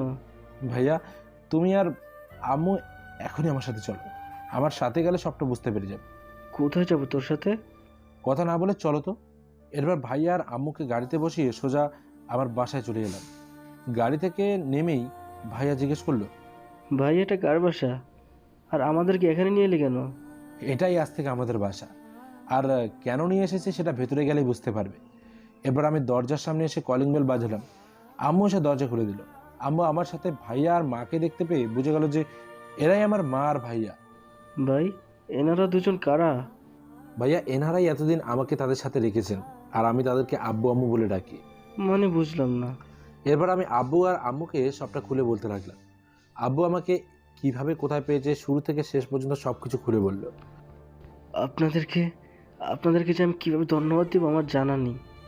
আপনারা আমার ভাইয়ের জীবন বাঁচিয়েছেন। ওকে আমরা নিজের ছেলের থেকে বেশি কিছু ভাবি, আর নিজের ছেলের জন্য এতটুকু করব না। আজকে আপনারা না থাকলে হয়তো কোনদিন আমি আমার ছেলেকে ফিরে পেতাম না। সমস্যা নেই, আপনি চাইলে আপনার ছেলেকে নিয়ে যেতে পারেন, এখানে আমাদের কোনো দাবি নেই। আম্মু কিছু বলতে যাবে তার আগেই আমি বলে উঠলাম, ও তাহলে তোমরা আমাকে তাড়িয়ে দিচ্ছ? না না, আমরা তেমনটা বলি না। ওনারা তোমার নিজের মা, নিজের ভাই, তাহলে আমরা কেন তোমাকে তাদের থেকে দূরে রাখবো?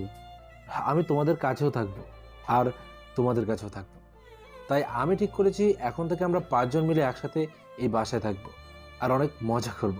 আমার মুখে এমন কথা শুনে সকলেই মুখে হাসি ফোটে, সবার আনন্দের চোখে পানি চলে আসে। আমি আমার 2 আম্মুকে একসাথে জড়িয়ে ধরি। অনেক হয়েছে, এবার চলো সবাই রাতের খাবারটা খেয়ে নেই, অনেক রাত হয়ে গেছে। আম্মু চলো। ভাইয়াও দুজনকে আম্মু বলে ডাকা শুরু করেছে। এরপর রাতের খাবার খেয়ে সবাইকে সবার রুম দেখিয়ে আমি আমার রুমে চলে আসি। আজকে ভাইয়া অনেক খুশি হয়েছে, কারণ আমি অজান্তেই তার স্বপ্ন পূরণ করতে সক্ষম হয়েছি। এগুলো ভাবতে ভাবতেই ঘুমিয়ে পড়লাম। পরদিন সকালবেলা ভাইয়ার ডাকে ঘুমটা ভেঙে গেল। আমি ঘুম ঘুম চোখেই ভাইয়ার দিকে তাকিয়ে বললাম, ভাইয়া কি হয়েছে? অনেক ভালো হয়ে গেছে, আম্মু তোকে ঘুম থেকে তুলতে বলেছে, তাই তোকে ডাকতে এলাম। আচ্ছা তুমি যাও, আমি ফ্রেশ হয়ে নিচে আসছি। এরপর ভাইয়া নিচে চলে গেল। আমি ফ্রেশ হতে ওয়াশরুমের ভেতরে চলে গেলাম। ওয়াশরুমে এসে পানি দেখেই আমার সেই দিনের কথা মনে পড়ে গেল। ইমরুল আর রবিউল আমাকে ইচ্ছে করে ধাক্কা দিয়ে ফেলে দিয়েছিল, আর শুধুমাত্র ওদের কারণেই আমি আমার জীবন থেকে ভাইয়া আর মাকে হারিয়ে ফেলি। আমাকে এইভাবে চুপ থাকলে চলবে না, আমাকে ওদেরকে খুঁজে বের করতে হবে এবং ওদের পাপের সাথে দিতে হবে। আমি ফ্রেশ হয়ে নিচে চলে যাই।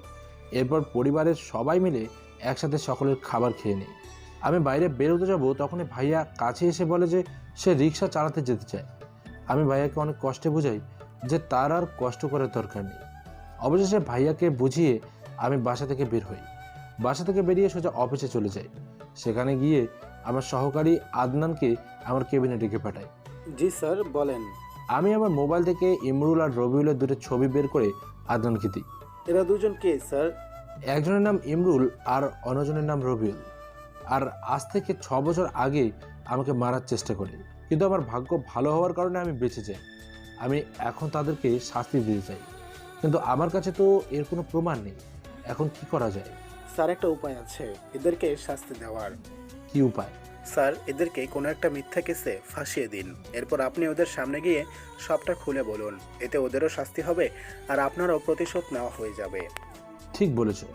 আমি কিছু করতে যাব, তখনই আমার কাছে খবর আসে যে রবিউল আর ইমরুল নেশা জাতীয় দ্রব্য সেবন করে, আর তাদের বাসা সার্চ করলে এগুলো পাওয়া যেতে পারে।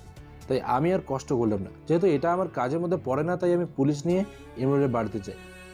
ইমরুল আমাকে দেখে ভূত দেখার মতো চমকে যায় আর বলে, তুই এখানে আমার বাসায় কেন?